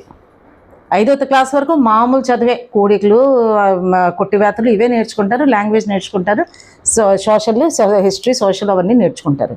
అది సామాన్యంగా ఉంటుంది, చాలా జనరల్ సబ్జెక్ట్గా ఉంటుంది. 6th నుంచి వీళ్ళకి మెల్లిగా ప్రెషర్ స్టార్ట్ అవుతుంది. 6th, 7th, 8thకి వచ్చేసరికి దీనికి కూడా నేను పేరెంట్స్కే నేను రెస్పాన్సిబిలిటీ అంటానండి, టీచర్స్ కాదు. టీచర్స్ కొంతకాలమే, కొంత టైమే ఇస్తారు. ఇప్పుడు కేవీ స్కూల్స్ ఉన్నాయండి, కేవీ స్కూల్ని ఒకే టీచరు 6th, 8th స్టాండర్డ్ వరకు అదే టీచర్ ఆల్ సబ్జెక్ట్స్ చెప్తారు. ఆ టీచర్కే పిల్లడు అలాంటి వాడిని చెప్పడం చాలా సులువు. వాడు దేని మీద దృష్టి పెడుతున్నాడు, ఏ సబ్జెక్ట్ కాన్సన్ట్రేట్గా వింటున్నాడు, ఏ సబ్జెక్ట్ లిటరేచర్ ఇంట్రెస్ట్ ఉందా, వాడికి హిస్టరీ మీద ఇంట్రెస్ట్ ఉందా, వీడిని ఈ ఫీల్డ్లో పెడితే బాగుంటుందని ఆవిడ చెప్పగలుగుతారు. 9th నుంచి వచ్చిన పిల్లలకి టీచర్ కాన్సన్ట్రేషన్ చెప్పలేరు. ఒకళ్ళు మ్యాథ్స్లో దిట్ అవుతారు, ఒకళ్ళు ఫిజిక్స్లో అవుతారు, ఒకళ్ళు కెమిస్ట్రీలో అవుతారు. దేంట్లో వెళ్తారని ఎలా చెప్తారు? ఆ అవగాహన తల్లిదండ్రులు ఇంట్లో పెట్టారు.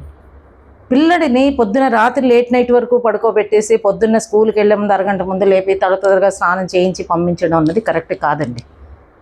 బ్రహ్మముహూర్తం అంటారు, మన బ్రహ్మముహూర్తంలో చేసిన పనులన్నీ కూడా సక్సెస్ అంటారు. అంత బ్రహ్మముహూర్తంలో 4:30కి లేపి అక్కర్లేదు, కానీ 5 o'clockకి లేచే అలవాటు పిల్లడికి చేసి ఒక ½ an hour ఫిజికల్ ఎక్సర్సైజ్, అది పరిగెట్టమనండి, నడిచి రమ్మనండి, పేరెంట్స్తో వెళ్ళి, ఫాదర్ వాకింగ్కి వెళ్తే ఫాదర్తో పంపించండి, వాట్ ఎవర్. వాడికి ఆడుకొని ఇష్టంతో ఆడుకొనివ్వండి. సెల్ చూడడం కాదు, పొద్దున్నుంచి ఫిజికల్ ఎక్సర్సైజ్ పర్టికులర్గా నేను చెప్తున్నాను. అది చేసేసరికి బాడీ వార్మప్ అయితే బ్రెయిన్ ఫ్రీ అవుతుందండి. అయిన తర్వాత అక్కడి నుంచి వాడు రొటీన్ స్టార్ట్ చేస్తారనుకో, వాడికి టైం షెడ్యూల్ అక్కడి నుంచే మప్పాలి మనం. 5వ క్లాస్ వరకు పిల్లలు 6వ క్లాస్ నుంచి వాడు టైం ఫిక్స్ చేసేయాలి. నువ్వు 5 గంటలకు లేవాలంటే 5 గంటలకు లేవాలి. లేచి 5:30 కల్లా నువ్వు వాక్ చేసుకున్నావు, ఆడుకున్నావు, పరిగెత్తుకున్నావు, ఏదో చేసుకుని వచ్చేయాలి ఇంటికి. బ్యాడ్మింటన్ ఆడుతుంటే బ్యాడ్మింటన్కి వెళ్ళి, ఎందుకంటే 7:30 నుంచి స్కూల్ సిస్టమ్ స్టార్ట్ అయిపోతున్నాయి మనకి. సో హాఫ్ అన్ అవర్లోనే వాడు రెడీ అవ్వడం, అంటే ఫాస్ట్గా రెడీ అవ్వడం. పళ్ళు తోముకుంటే వాడు వాష్రూమ్లో కూర్చుంటే అక్కడే కూర్చునిపోయి నిద్రపోతున్నాడు, అలా ఉండకూడదు. ఈ వార్మప్ అయ్యేసరికి వాడు నిద్రపోతుంది. ఫస్ట్ ఆఫ్ ఆల్ అయిపోయిన తర్వాత బ్రష్ చేసుకుని స్నానం చేసి దేవుడికి దండం పెట్టడం అలవాటు చేయాలి. గాయత్రి మంత్రం చెప్పడం, శుక్లాంబరం, ఏదో ఒకటి. ఎందుకంటే మనకి 6th పవర్ అన్నది మోర్ ఇంపార్టెంట్. దేవుడిని నమ్ముతాం కాబట్టి ఆ దేవుడికి దండం పెట్టుకున్న తర్వాత వాడికి పాలే ఇస్తారో బిస్కెట్ ఇస్తారో ఏదో ఒకటి తినిపించి స్కూల్కి పంపించండి. ఉట్టి పాలు తాగి మా పిల్లడు బిస్కెట్లు తినండి, పొద్దున్నే రొట్టె తినండి, ఇది తినండి కాదు. మీరు అలవాటు చేయడంలో ఉంటుంది అది. పాలు వాడు ఎక్కువ ఇచ్చి కానీ ఇంత గ్లాసులు ఇవ్వకలే, చిన్న గ్లాసుతో పాలు ఇచ్చి 2 బిస్కెట్లు ఉట్టి కడుపుతో స్కూల్కి పంపించవద్దు. అప్పుడు వాడికి స్కూల్లో వెళ్ళిన అక్కడికి ఏంటవుతుందంటే, ఇప్పుడున్న స్కూల్స్ అంటే పేర్లు నేను చెప్పడం నాకు ఇష్టం లేదు, మళ్ళీ వాళ్ళని క్రిటిసైజ్ చేసినట్టుగా అవుతుంది. ప్లే గ్రౌండ్స్ ఉండట్లేదండి పిల్లలకి, అక్కడ ఫిజికల్ ఎక్సర్సైజెస్ ఉండట్లేదు. దాంతో బ్రెయిన్ ఎంత వికసిస్తుంది. ఇప్పుడు కూడా ఈ వయసులో కూడా ఒక షుగర్ వచ్చిన వాళ్ళకి, బీపీ వచ్చిన వాళ్ళకి మీరు వాకింగ్ చేయండి, మీరు బ్రిక్స్ వాక్ చేయండి, హార్ట్ పేషెంట్స్కి ఇవన్నీ చెప్తే మన పిల్లలకి చిన్నప్పటి నుంచి అలవాటు చేస్తే చాలా మంచిది కదా. శారీరక వ్యాయామం అన్నది చాలా మస్ట్ అండి. అదొక్క అరగంట అయ్యి 6 గంటకల్లా పిల్లల్ని స్కూల్కి రెడీ చేసేయండి. 6:30 రెడీ అయిపోతాడు, 6:40కో 7కో ఆటోవో బస్సు వస్తుంది, వెళ్ళిపోతాడు. కేవీ స్కూల్స్ అయితే మధ్యాహ్నం 2:30, 3 గంటలకల్లా ఇంటికి వచ్చేస్తారు. మిగిలిన స్కూల్స్ ఎలా ఉంటాయంటే, కొన్ని స్కూల్స్ ఫుల్ టైం 5 o'clock వరకు ఉంటాయి, కొన్ని 4 వరకు ఉంటాయి. వాళ్ళ షెడ్యూల్ని ప్రకారం వచ్చిన తర్వాత వెంటనే ఇవాళ టీచర్ హోంవర్క్ ఏంటి ఇచ్చారు, ఏ హోంవర్క్ నువ్వు చేయలేదు, ఇవాళ టీచర్ క్లాస్లో ఏంటి చెప్పారు, ఎప్పుడు పిల్లల్ని వెంటనే మనం అడగకూడదు అన్నది నా ఎక్స్పీరియన్స్. వాడు అసలే అక్కడి నుంచి చదువు ప్రెషర్ నుంచి బయటకు వచ్చి అమ్మయ్య అయిపోయింది, ఇంటికి వెళ్ళాక తిని కొంతసేపు రెస్ట్ తీసుకుందాం అన్న మూడ్లో వస్తాడు. వచ్చిన వెంటనే పుస్తకాలతో ఈ వెంటనే చెక్ చేసేసి నువ్వేమో ఇది ఎందుకు చేయలేదు, ఇక్కడ 0 మార్కులు ఎందుకు వచ్చాయని అడగడం మొదలెట్టేసరికి వాడికి ఇరిటేషన్ స్టార్ట్ అవుతుంది. అక్కడ స్కూల్లో ఎంతసేపు టీచర్తో పాటు వచ్చి ఇంటికి వచ్చిన నుంచి మళ్ళీ క్వశ్చన్ బ్యాంక్ స్టార్ట్ అయిందా అని చెప్పేసి వాడు ఇరిటేట్ అవ్వడం మొదలెడతాడు. బెటర్ వాడిని ఒక 2 hours వదిలేయడమే. తినేసి ఆడుకో అని చెప్పడం, పడుకోమని చెప్పకూడదు. ఆ పడుకోవడం అలవాటు అయిందనుకోండి, వాడు మళ్ళీ దాన్ని రీకలెక్ట్ చేసుకోలేడు. ఆ షెడ్యూల్ టైం అలవాటు అయిపోయిందంటే పెద్ద క్లాస్కి వెళ్తాను కూడా ఆ టైంలో వాడికి నిద్ర రావడం మొదలెడుతుంది. మధ్యాహ్నం పడుకోవడం అన్నది అలవాటు చేయొద్దు, ఆడుకోమనండి. టీవీ చూడమనండి కొంతసేపు, అది కూడా మనకి ఏదైతే ఉపయోగపడుతుందో. లేదంటే టామ్ అండ్ జెర్రీ ఉన్నది, నవ్వుకుంటారు పిల్లలు, మానసిక వికాసం అవుతుంది దాంతో. లాఫింగ్ థెరపీ అంటారు కదా, లాఫింగ్ థెరపీలు ఇప్పుడు మనకి పార్కుల్లో వాటిలో పెడుతున్నారు. కానీ న్యాచురల్గా అవి చూసి టామ్ అండ్ జెర్రీ అలాంటి ఛానల్స్ ఎవరో చూసుకుని, ఈ శక్తిమాన్, టామ్ అండ్ జెర్రీ ఇవి పర్వాలేదు. మరి పబ్జీలో అలాంటి గేమ్లు ఆడుతూ కూర్చుంటాడంటే దాన్ని మాత్రం మోస్ట్లీ మీరు అవాయిడ్ చేయడానికి ట్రై చేయండి. ఒక 1/2 hour 1 hour వదిలేయండి వాడిని. తర్వాత హోంవర్క్ వాడిని చేసుకోమనండి. చేసుకున్న తర్వాత ప్రతి స్టడీకి మధ్యని, ఒక్కొక్క సబ్జెక్ట్కి మధ్య 10 to 15 minutes or 1 hour gap ఇచ్చేస్తుంది. 1 hour మీకు అంత టైం లేదు, లేకపోయినప్పుడు 15 minutes, ఆ 15 నిమిషాలు నీకు లీజర్ నన్న వెళ్ళి ఆడుకుని వచ్చి, లేకపోతే ఏదో చేసుకునిరా, తిరిగేసిరా కొంచెం, లేదంటే నీకు అది ఇష్టం కదా అది, లేకపోతే తినేసి, ఇలాంటివి చేస్తుంటే. ఫుడ్డింగ్ కూడా ఒక్కసారి పెట్టేయకూడదండి పిల్లలకి, కొంచెం పెట్టాలి. ఎందుకంటే ఒకసారి తినేసినా వాడికి అరిగించుకునే కెపాసిటీ ఉండదు. మన పని మనం చేసేస్తున్నాం కూరీసి, కానీ వాడికి ఎంత ఇంటేక్ చేసుకోగలుగుతాడు, ఆ కూరడంలోని కొంచెమే తినగలుగుతాడు, ఎక్కువ అమౌంట్ తినలేడు. ఎక్కువ అమౌంట్ తిన్నా అయితే నిద్ర వస్తుంది, లేకపోతే అలసిపోతాడు, లేకపోతే వాంతులు అవుతాయి. సో ఫుడ్డింగ్ సిస్టమ్ కూడా ఎలాంటి ఫ్రూట్స్, కంపల్సరీగా ఫ్రూట్స్ ఇవ్వాలండి. అది కూడా మీరు న్యాచురల్ ఫ్రూట్స్ ఇవ్వండి. యాపిల్ ఒక యాపిల్ తింటే డాక్టర్ గారు చెప్తారు డాక్టర్ నుంచి దూరంగా ఉండొచ్చు. సో ఇలాంటి యాపిల్స్, లేదంటే క్యారెట్ ముక్కలు, అలాంటివన్నీ సలాడ్స్ చిన్నప్పటి నుంచే అలవాటు చేయండి పిల్లలకి. బాక్స్లో ఇవ్వండి, బ్రేక్ ఇస్తారు. ఇప్పుడు లంచ్ బ్రేక్ ఉంటుంది, లంచ్ బ్రేక్లోనే వాళ్ళ బ్రేక్ఫాస్ట్ తినేస్తారు. మళ్ళీ 15 minutes, మళ్ళీ 3 గంటల స్కూల్ అయితే మధ్యలో 15 minutes, ఆ 15 minutes క్లాస్లో క్యారెట్ చికంబర్ తినమని చెప్పండి. అవి చిన్నప్పటి నుంచి మనం అలవాటు చేయడంలోనే ఉంది. అలాగా వాడిది యాక్చువల్గా షెడ్యూల్ ఫిక్స్ చేసేయాలండి ఫస్ట్ పిల్లడికి. సండే వస్తుంది, వాళ్ళు పడుకుంటున్నాడు, పోన్లే పడుకుని, వాడు 11 గంటలకు పడుకుని లేస్తున్నాడు, 1 గంటకు పడుకుని లేస్తున్నాడు, లేచిన వెంటనే స్నానం చేయడం, అమ్మ ఆకలిస్తుంది భోజనం పెట్టి మనం అలాగే పెట్టేస్తున్నాం పిల్లలకి. నో, వాడు సోమవారం నుంచి శనివారం వరకు ఏ షెడ్యూల్లో ఉన్నాడో ఆదివారం కూడా అదే షెడ్యూల్లో ఉండాలి. షెడ్యూల్ మారకూడదు. పొద్దున్న 5 గంటలకు లేవంటే 5 గంటల, ఆదివారం ఇంకా గంట సేపు ఎక్కువ ఆడుకో, సండే సెలవు కదా, పడుకోవడానికి వీల్లేదు, ఆడుకో. సైంటిఫికల్గా ప్రూవ్, ఎందుకంటే సైన్స్ గురించి ఎందుకు మాట్లాడితే సైంటిఫికల్గా ప్రూవ్ అండి ఇది. ఒక స్టూడెంట్కి 6 hours స్లీప్ ఈజ్ ఎనఫ్. దానికన్నా ఎక్కువ పడుకుంటే ముద్దు నిద్ర అవుతుంది వాడికి. 6 గంటల నిద్ర కంప్లీట్గా వాడు పడుకున్నాడు అనుకోండి, వాడికి చాలు అది. అప్పుడు బ్రెయిన్ షార్ప్గా వర్క్ చేస్తుంది. బిట్స్ కింద మనం ఎప్పుడు కూడా అంత హ్యూజ్ ఒక్కసారి చేసేయకూడదు. చదువు అయినా చూడ ముక్కల్లో చెప్పాలి వాళ్ళకి. ఇప్పుడు ఈ సబ్జెక్ట్ చదివినా 15 నిమిషాలు ఆపి ఆడుకుని వచ్చే, ఒక 15-20 నిమిషాలు తీసుకో, సబ్జెక్ట్ని బట్టి ఒక అరగంట తీసుకో, దెన్ నెక్స్ట్ సబ్జెక్ట్ దిగి. అలా అయినప్పుడు పిల్లడికి బ్రెయిన్ బాగా పనిచేస్తుంది. వాడికి కూడా నాకు రిలాక్సేషన్ ఇస్తాం కదా మమ్మీ, ఓకే ఈ 10 మినిట్స్ ఆడించుకుంటాను, తర్వాత నెక్స్ట్ సబ్జెక్ట్ చదివిస్తాను. స్కూల్లో చదివించినది వెంటనే ఇంట్లో రివైజ్ చేయించండి. అది చెయ్యకపోతే కూడా మీకు ఎగ్జామ్స్లో కానీ దేంట్లో అయినా మెమరీ లాస్. చదివింది వెంటనే మా ఫాదర్ మాకు చిన్నప్పటి నుంచి అదే నేర్పారు. వాళ్ళు స్కూల్లో చెప్పారు కదా, రివైజ్ చేసుకోండి ఇంటికి వచ్చి. మ్యాథ్స్ అయితే ప్రాక్టీస్ చేయండి. అది కానీ రేపటి మీద వాయిదా వేసామో అది రేపే అయిపోతుంది, వాళ్ళు అవ్వదు ఇప్పుడు కూడా. వాయిదా పద్ధతి పిల్లలకి అలవాటు చెయ్యొద్దు. రేపు అని మొదలెట్టామనుకోండి, ప్రతిదీ వాడు రేపటి మీద వాయిదా వేయడం మొదలు పెడతాడు. మొదలు పెడితే వాళ్ళకి ఒక షెడ్యూల్, ఒక లక్ష్యం నిర్ధారించలేరు మీరు. ఆ టార్గెట్కి రీచ్ అవ్వడానికి వాడు మార్గం కూడా సులభం అవ్వదు. ఇంకా 10th క్లాస్ పిల్లలకి అయితే ప్రెషర్స్ ఎక్కువ ఉంటాయి. 10th నుంచి యాక్చువల్ ఇక్కడ ఎడ్యుకేషన్ సిస్టంలో ప్రెషర్ స్టార్ట్ అయిపోతుంది. అయిపోయినప్పుడు వాళ్ళు కూడా ఇదే సిస్టమ్ ఫాలో అవ్వాలి. ఓవర్ బర్డెన్ అయిపోయి రావట్లేదు అంటే ఇంకా పుస్తకాల్లో తల జూర్చేస్తారు. రావట్లేదు అది అక్కడ వదిలే, మరో సబ్జెక్ట్ తీసుకో. చదవాలని లేదు, వదిలే. నీకు ఎప్పుడు చదవాలంటే నైట్ 12 o'clock 1 o'clock చదువుతాను అన్నది కరెక్ట్ కాదు. ఎర్లీ మార్నింగ్ 4 o'clock లేచి చదువుకో, బుర్రకు చదువు బాగా ఎక్కుతుంది. మేము అలాగే చదివేవాళ్ళం, మా సిస్టర్ అలాగే చదివేది. ఇంకా నేను ఇంకా బద్దకించానేమో కానీ మా సిస్టర్ అలాగే 4 o'clock లేచి తన షార్ట్ అండ్ ప్రాక్టీస్ అది చేసేసుకుని తన మళ్ళీ 6 o'clock పడుకుని పోయేది, లేకపోతే 5 o'clock ఒక 1 hour అయినా చదివేసుకుంటే ఆ టైంలో చదువు మైండ్కి బాగా ఎక్కుతుంది అంటారు. ఎర్లీ అవర్స్ ఎందుకంటే అప్పుడు పీస్ఫుల్గా ఉంటుంది కాబట్టి. ఎస్, పీస్ఫుల్గా ఉంటుంది, అట్మాస్ఫియర్ బాగుంటుంది, మీ నిద్ర కూడా కంప్లీట్ అయిపోయి ఉంటుంది. నిద్ర నుంచి లేచిన వెంటనే ఫస్ట్ ఫేస్ వాష్ చేసుకోండి చన్నీళ్ళతోని. పిల్లలే కాదు పెద్దవాళ్ళే కాదు, ఆ నిద్ర మత్తుతోనే మనం లేచి వంటింట్లో దూరుతాం, ఆ నిద్ర మత్తుతోనే వర్క్ స్టార్ట్ చేసేస్తాం. ఫ్రెష్ అప్ అయిపోవాలి ఫస్ట్. ఫ్రెష్ అప్ అయిపోయిన తర్వాతే మనం మిగతా పనులు చేస్తే మనం ఏ పని చేసినా అది వంట పడుతుందంటారు. ఇంకా టార్గెట్ అన్నది, పిల్లలు ఎలా టార్గెట్ రీచ్ అవుతారు? వాళ్ళ టార్గెట్ ఎవరు ఫిక్స్ చేస్తారు? తల్లిదండ్రులే ఫిక్స్ చేస్తున్నారు నౌ ఏ డేస్ అని. ఎందుకంటే మా టైంలో మా అమ్మ నాన్నగారు మాకు టార్గెట్ ఫిక్స్ చేయాలి. మా నాన్నగారు అయితే మాకు స్టడీస్కి ఫుల్ ఫ్రీడమ్ ఇచ్చారు. మీకు ఏది చదువుకోవాలని చదువు. మా సిస్టర్ కామర్స్ చదివారు, నేను కంప్లీట్ ఆర్ట్స్ చదివాను, లిటరేచర్ చదివాను. మా బ్రదర్ మ్యాథ్స్, డిప్లొమా సివిల్ చేశాడు. ముగ్గురం 3 రకాలుగా చదువుకున్నాం. మాకు అప్పుడు ఓల్డ్ మెట్రికులేషన్ 9th తర్వాత సబ్జెక్ట్ సెలెక్షన్. ఇప్పుడు 10+2 అన్నారు, అప్పుడు 11+3 మాది.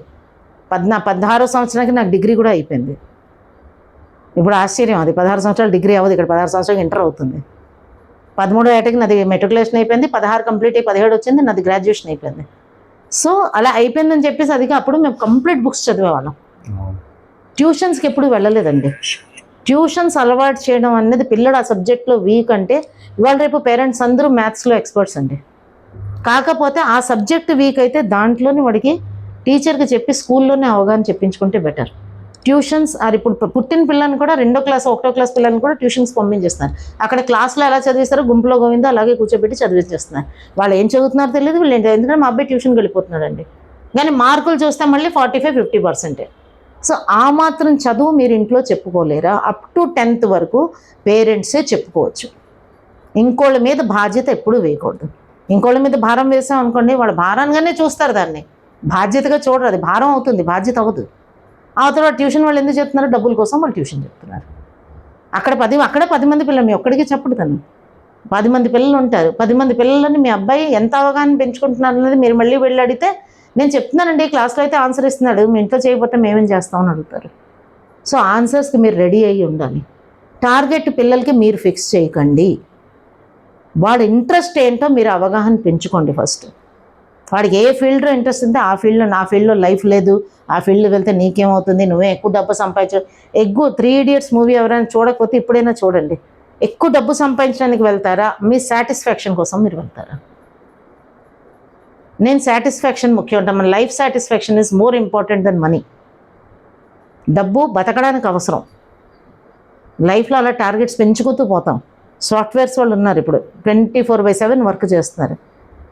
మా గవర్నమెంట్ ఎంప్లాయీకి 60 yearsకి రిటైర్మెంట్ ఉంటే వాళ్ళు 45 yearsకి రిటైర్ అవుతున్నారు. ఎందుకంటే ఈ 45 yearsకే వాళ్ళ బాడీని మొత్తం స్క్వీజ్ చేసేస్తున్నారు, డబ్బులు బాగా ఇస్తున్నారు. ఆ డబ్బుల కోసమని మన సాఫ్ట్వేర్స్లోకి వెళ్తాం. కానీ మన లైఫ్ 45-50కి క్లోజ్ అయిపోతుంది. ఆ తర్వాత ఇంక ఏ పని చేయాలన్నా మనం చేసే పరిస్థితిలో ఉండం, ఆ సాఫ్ట్వేర్ పని తప్ప. సో దయచేసి పిల్లల ఇంట్రెస్ట్ని ముందు తెలుసుకోండి, తెలుసుకొని దాన్ని బట్టి మీరు టార్గెట్స్ మీరు తయారు చేసుకోండి. పిల్లడికి ఏది ఇంట్రెస్ట్ ముందు అది తెలుసుకోండి. పిల్లల ఇంట్రెస్ట్ని బట్టి ఇప్పుడు కామర్స్ ఇంట్రెస్ట్ అనుకోండి, కామర్స్లో అయితే 3 లైన్స్ నేను ఇందాక చెప్పాను. చార్టెడ్ అకౌంటెన్సీ ఉన్నది, కంపెనీ సెక్రటరీ ఉంది, ఐసీడబ్ల్యూఏ ఉంది. వాడికి ఏ లైన్లో ఇంట్రెస్ట్ దాంట్లో పెట్టండి. లేదు నేను బ్యాంక్ జాబ్కి వెళ్తాను, కాంపిటేటివ్ ఎగ్జామ్ కోచింగ్లో పెట్టేసి బ్యాంక్ జాబ్కి అపియర్ చేయించండి. ఇప్పుడు ఫాదర్ ఏమో సైంటిస్ట్ అయితే పిల్లడు సైంటిస్ట్ అవ్వాలని లేదు ఎక్కడ, వాడికి దాంట్లో ఇంట్రెస్ట్ ఉండాలని లేదు. ఎందుకంటే చాలామంది పిల్లలు నేను అబ్జర్వ్ చేసింది, పేరెంట్స్ పొద్దున్న వెళ్ళిపోతారు, రాత్రి వస్తారు, పెద్ద పోస్టుల్లో పనిచేస్తారు. వాళ్ళకి ప్రెషర్స్ ఉంటాయి, ఆఫీస్లోని ప్రెషర్స్ ఉంటాయి, టార్గెట్స్, ఇంటికి వచ్చి పిల్లలకి టైం ఇవ్వలేదు, అదొక పార్ట్. రెండోది పిల్లడు చిన్నప్పటి నుంచి చూసి ఉంటాడు, పేరెంట్స్ ఎప్పుడు వాడికి టైం ఇవ్వలేదు, నాకు అలాంటి జాబే వద్దంటాడు. నేను అసలు సైంటిస్ట్ అవే ఉన్నా, డాక్టర్ అవే ఉన్నా, మీరు 24/7 నా అమ్మ నాన్న నేను చూసుకోలేదు, నాకెందుకు ఆ జాబ్, నాకు అక్కర్లేదంటాడు. లిటరల్ నేను ఎక్స్పీరియన్స్ చేసింది ఇది. డాక్టర్స్ పిల్లలు డాక్టర్ అంటే నేను అవ్వనున్నది మా క్లోజ్ ఫ్రెండ్. ఎందుకు నా పేరెంట్స్ ఎప్పుడు నాకు టైం ఇవ్వలేదు, రేపొద్దు నాకు పెళ్లి చేసి పంపించేస్తే, నాకు పిల్లలు పడితే నేను వాళ్ళకి టైం ఇవ్వకుండా నేను మిషన్లా తయారవుతాను, నాకు వద్దన్నాను. So this type of so many examples are in society. వాళ్ళ ఇంట్రెస్ట్ని కనుక్కొని దాన్ని బట్టి నువ్వు యూఎస్ఏ వెళ్ళాలి, నీ గ్రీన్ కార్డ్ వచ్చేయాలి, డోంట్ ప్రెషరైజ్ హిమ్. వాళ్ళని అస్సలు ప్రెషరైజ్ చేయకుండా వాళ్ళకి ఇష్టాన్ని వాల్యూ ఇస్తూ వాళ్ళు ఇష్టం ఉన్న ఫీల్డ్లోనే మీరు వాళ్ళకి టార్గెట్ నిర్ణయించి ఆ రూట్లో పంపించిన అంటే వాళ్ళు హ్యాపీగా ఉంటారు, మీరు హ్యాపీగా ఉంటారు. రేపొద్దున ఇక్కడ మీరు ఫోర్స్ఫుల్లీ పంపించేస్తారు, ఆ పిల్లడు ఏం చేస్తారు, ఫోర్స్ఫుల్లీ మిమ్మల్ని వృద్ధాశ్రమానికి పంపిస్తారు. అదే జరుగుతున్నాయి నౌఏడేస్. సో టార్గెట్స్ మీరు దయచేసి పేరెంట్స్ ఫిక్స్ చేయొద్దు. పిల్లలకి ఏంటి ఇంట్రెస్ట్ 10th తర్వాత వాళ్ళకి ఒక మెచ్యూరిటీ లెవెల్ వచ్చేస్తుందండి. 10th ఇంటర్ అయిన తర్వాత పోనీ మ్యాథ్స్ ఇంటర్ వరకు చదివినా తర్వాత మెచ్యూరిటీ లెవెల్ వస్తుంది వాళ్ళకి, ఏ సబ్జెక్ట్ చదవాలి. మా ఫ్రెండ్ దాంట్లో వెళ్తున్నాడు కాబట్టి నేను అదే చదువుతాను, అది టార్గెట్ అవ్వదు, అది ఫాలో అప్ అవుతుంది. వాడు ఫ్రెండ్ వెళ్ళిపోతున్నాడు, క్లోజ్ ఫ్రెండ్, వాడు కామర్స్లోకి వెళ్తున్నాడు కాబట్టి కామర్స్లో వీడికి అకౌంట్స్ రావు, కోడికలో కొట్టివేర్లు అంటే వీడికి భయం, కానీ వాడు వెళ్తున్నాడు కాబట్టి నేను వెళ్ళిపోతున్నాను అంటారు. కానీ ఆ కామర్స్లో వీళ్ళు ఏంటి చదవాలి, అక్కడ చదువు ఎలా ఉంటుంది, అక్కడ ఏంటి చదవాలనేది పేరెంట్స్ ఎక్స్ప్లెయిన్ చేసే బాధ్యత. కామర్స్లో వెళ్తే నీ లైఫ్ ఇలా ఉంటుంది, మ్యాథ్స్లోకి వెళ్తే నీకు ఇలా ఉంటుంది, డాక్టర్గా వెళ్తే నీకు ఇలా ఉంటుంది, అవి చెప్పాలి పిల్లలకి. చెప్తే వాళ్ళకి కొంత అవగాహన వస్తుంది. ఇప్పుడున్న సినారియోలోనే ఏ పేరెంట్స్ అలా చెప్పట్లేదు. ఏ పిల్లడికి నేను ఇంటర్ చదవాలి, ఇంటర్ తర్వాత 10th చదవాలో, 10th తర్వాత ఇంటర్ చదవాలో అన్నది కూడా కన్ఫ్యూజన్లో ఉన్నారు వాళ్ళు. అంటే ఎడ్యుకేషన్ సిస్టమ్ అంత దౌర్భాగ్య స్థితిలో ఉన్నది. ఎందుకంటే చెప్పేవాళ్ళు లేరు. ముందు టీచర్స్ చెప్పేవారు, పేరెంట్స్ చెప్పేవారు. ఇప్పుడు టీచర్స్ స్కూల్లోనే వాళ్ళు చెప్తున్నారు, వాళ్ళ వరకు వాళ్ళు ఓకే, మిగిలింది పేరెంట్స్ చూసుకోవాలి. ఇక్కడ వీళ్ళకి టైం లేవు. సో మొత్తం భూమి గుండ్రంగా ఉందని తిరిగి ఇంటి మీదకే వస్తుంది టాపిక్. పిల్లల్ని బాగు చేయాలి అంటే, పిల్లలకి మంచి లైఫ్ ఇవ్వాలంటే parents has to play 90% role అండి. 10% స్కూలు, కాలేజు, టీచర్స్ ప్లే చేస్తారు. లేదంటే 80-20 రేషియో, దానికన్నా ఇంకా వేరే మార్గం లేదు. పిల్లలు కూడా పేరెంట్స్ నాకు మా మంచికే కదా చెప్తున్నారు అన్న పాజిటివ్నెస్ పిల్లల్లో కూడా రావాలి. ఎప్పుడు పేరెంట్స్ని మనం అనకూడదు, 5 గంటలకు ఎందుకు లేపేస్తున్నావు, నా ఫ్రెండ్ 7 గంటలు, వాడు 7 గంటలు వేస్తున్నావు 7 గంటలకు లేవాలని లేదు. నీ బ్రెయిన్ షార్ప్గా పనిచేస్తుంది 5 o'clock లేచి చదువుకుంటే, ఇలాంటి పాజిటివ్నెస్ అన్ని థింకింగ్స్ అన్నీ కూడా వాళ్ళ బ్రెయిన్లో మనం ఫీడ్ చేయాలి. పిల్లలకు కూడా ప్రేమగా చెప్పాలి. నువ్వు చిరాకు పడ్డావు అంటే రేపొద్దున చిరాకు మీ మీదే చూపిస్తాడు, పక్క వాళ్ళ మీద చూపించడు. సో దయచేసి పేరెంట్స్ పిల్లల మీద ఫుల్ కాన్సన్ట్రేషన్. ఒక పిల్లడు అవునండి, 2 పిల్లలు అవునేమండి. మన చంద్రబాబు నాయుడు గారు ఏదో చెప్పారు మనకి, ఎంతమంది పిల్లలైతే అంతమంది పిల్లల్ని కనండి అనేసి. కానీ ఒక పిల్లలైతే మనం మంచి లైఫ్ ఇవ్వగలుగుతున్నారు, మన వాళ్ళు ఒకటితోనే ఆగిపోతున్నారు. లైఫ్ ఇవ్వడం అంటే వాళ్ళని యూఎస్లు పంపించడాలు, డాలర్ సంపాదించడానికి అర్హత తెప్పించేసుకోవడం కాదండి. లైఫ్ ఇవ్వడం అంటే మారల్ ఎథిక్స్, మారల్ వాల్యూస్ నేర్పుతూ, దాంతోపాటు పేరెంట్స్కి వాల్యూ ఇవ్వడం, సొసైటీలోని మూమెంట్, సొసైటీలో వాళ్ళకు ఒక స్థానాన్ని సంపాదించడం, వీటన్నిటికీ బాధ్యత తల్లిదండ్రులదే. ఇవన్నీ కూడా మీరు మీ పిల్లలకి మీరు కరెక్ట్గా ప్లాన్ చేసి నేర్పగలిగితే మీ పిల్లలకి మంచి భవిష్యత్తు ఉంటుందని ఆల్ పేరెంట్స్కి నేను రిక్వెస్ట్ చేస్తున్నాను. థ్యాంక్ యూ అండి. చాలా చక్కగా వివరించారమ్మా. అలాగే పిల్లల్లో ప్రతి ఒక్కరిలో కూడా ఏదో ఒక టాలెంట్ ఉంటుంది. ఆ టాలెంట్ని గుర్తించాల్సిన బాధ్యత తల్లిదండ్రులదే. అలాంటి టాలెంట్ ఎవరైనా ఉంటే మాకు ఇన్ఫామ్ చేయండి. ఆల్రెడీ మన 2-3 ఇంటర్వ్యూస్ ఉన్నాయి, పిల్లల్ని టాలెంట్ మనం అయితే పరిచయం చేస్తున్నాం. అలాగే మీకు ఎవరైనా తెలిసిన వాళ్ళు ఉంటే మనకి వాట్సాప్ ద్వారా మీరు స్కానర్ ఒకటి పెడతాం, స్కానర్ ద్వారా మీరు మాతో కాంటాక్ట్ అవ్వచ్చు. మీ దగ్గర ఉన్న పిల్లలకు టాలెంట్ ఉంటే మా ఛానల్ ద్వారా మేము ఇంకా ముందుకు తీసుకొని వెళ్తాం. Thank you.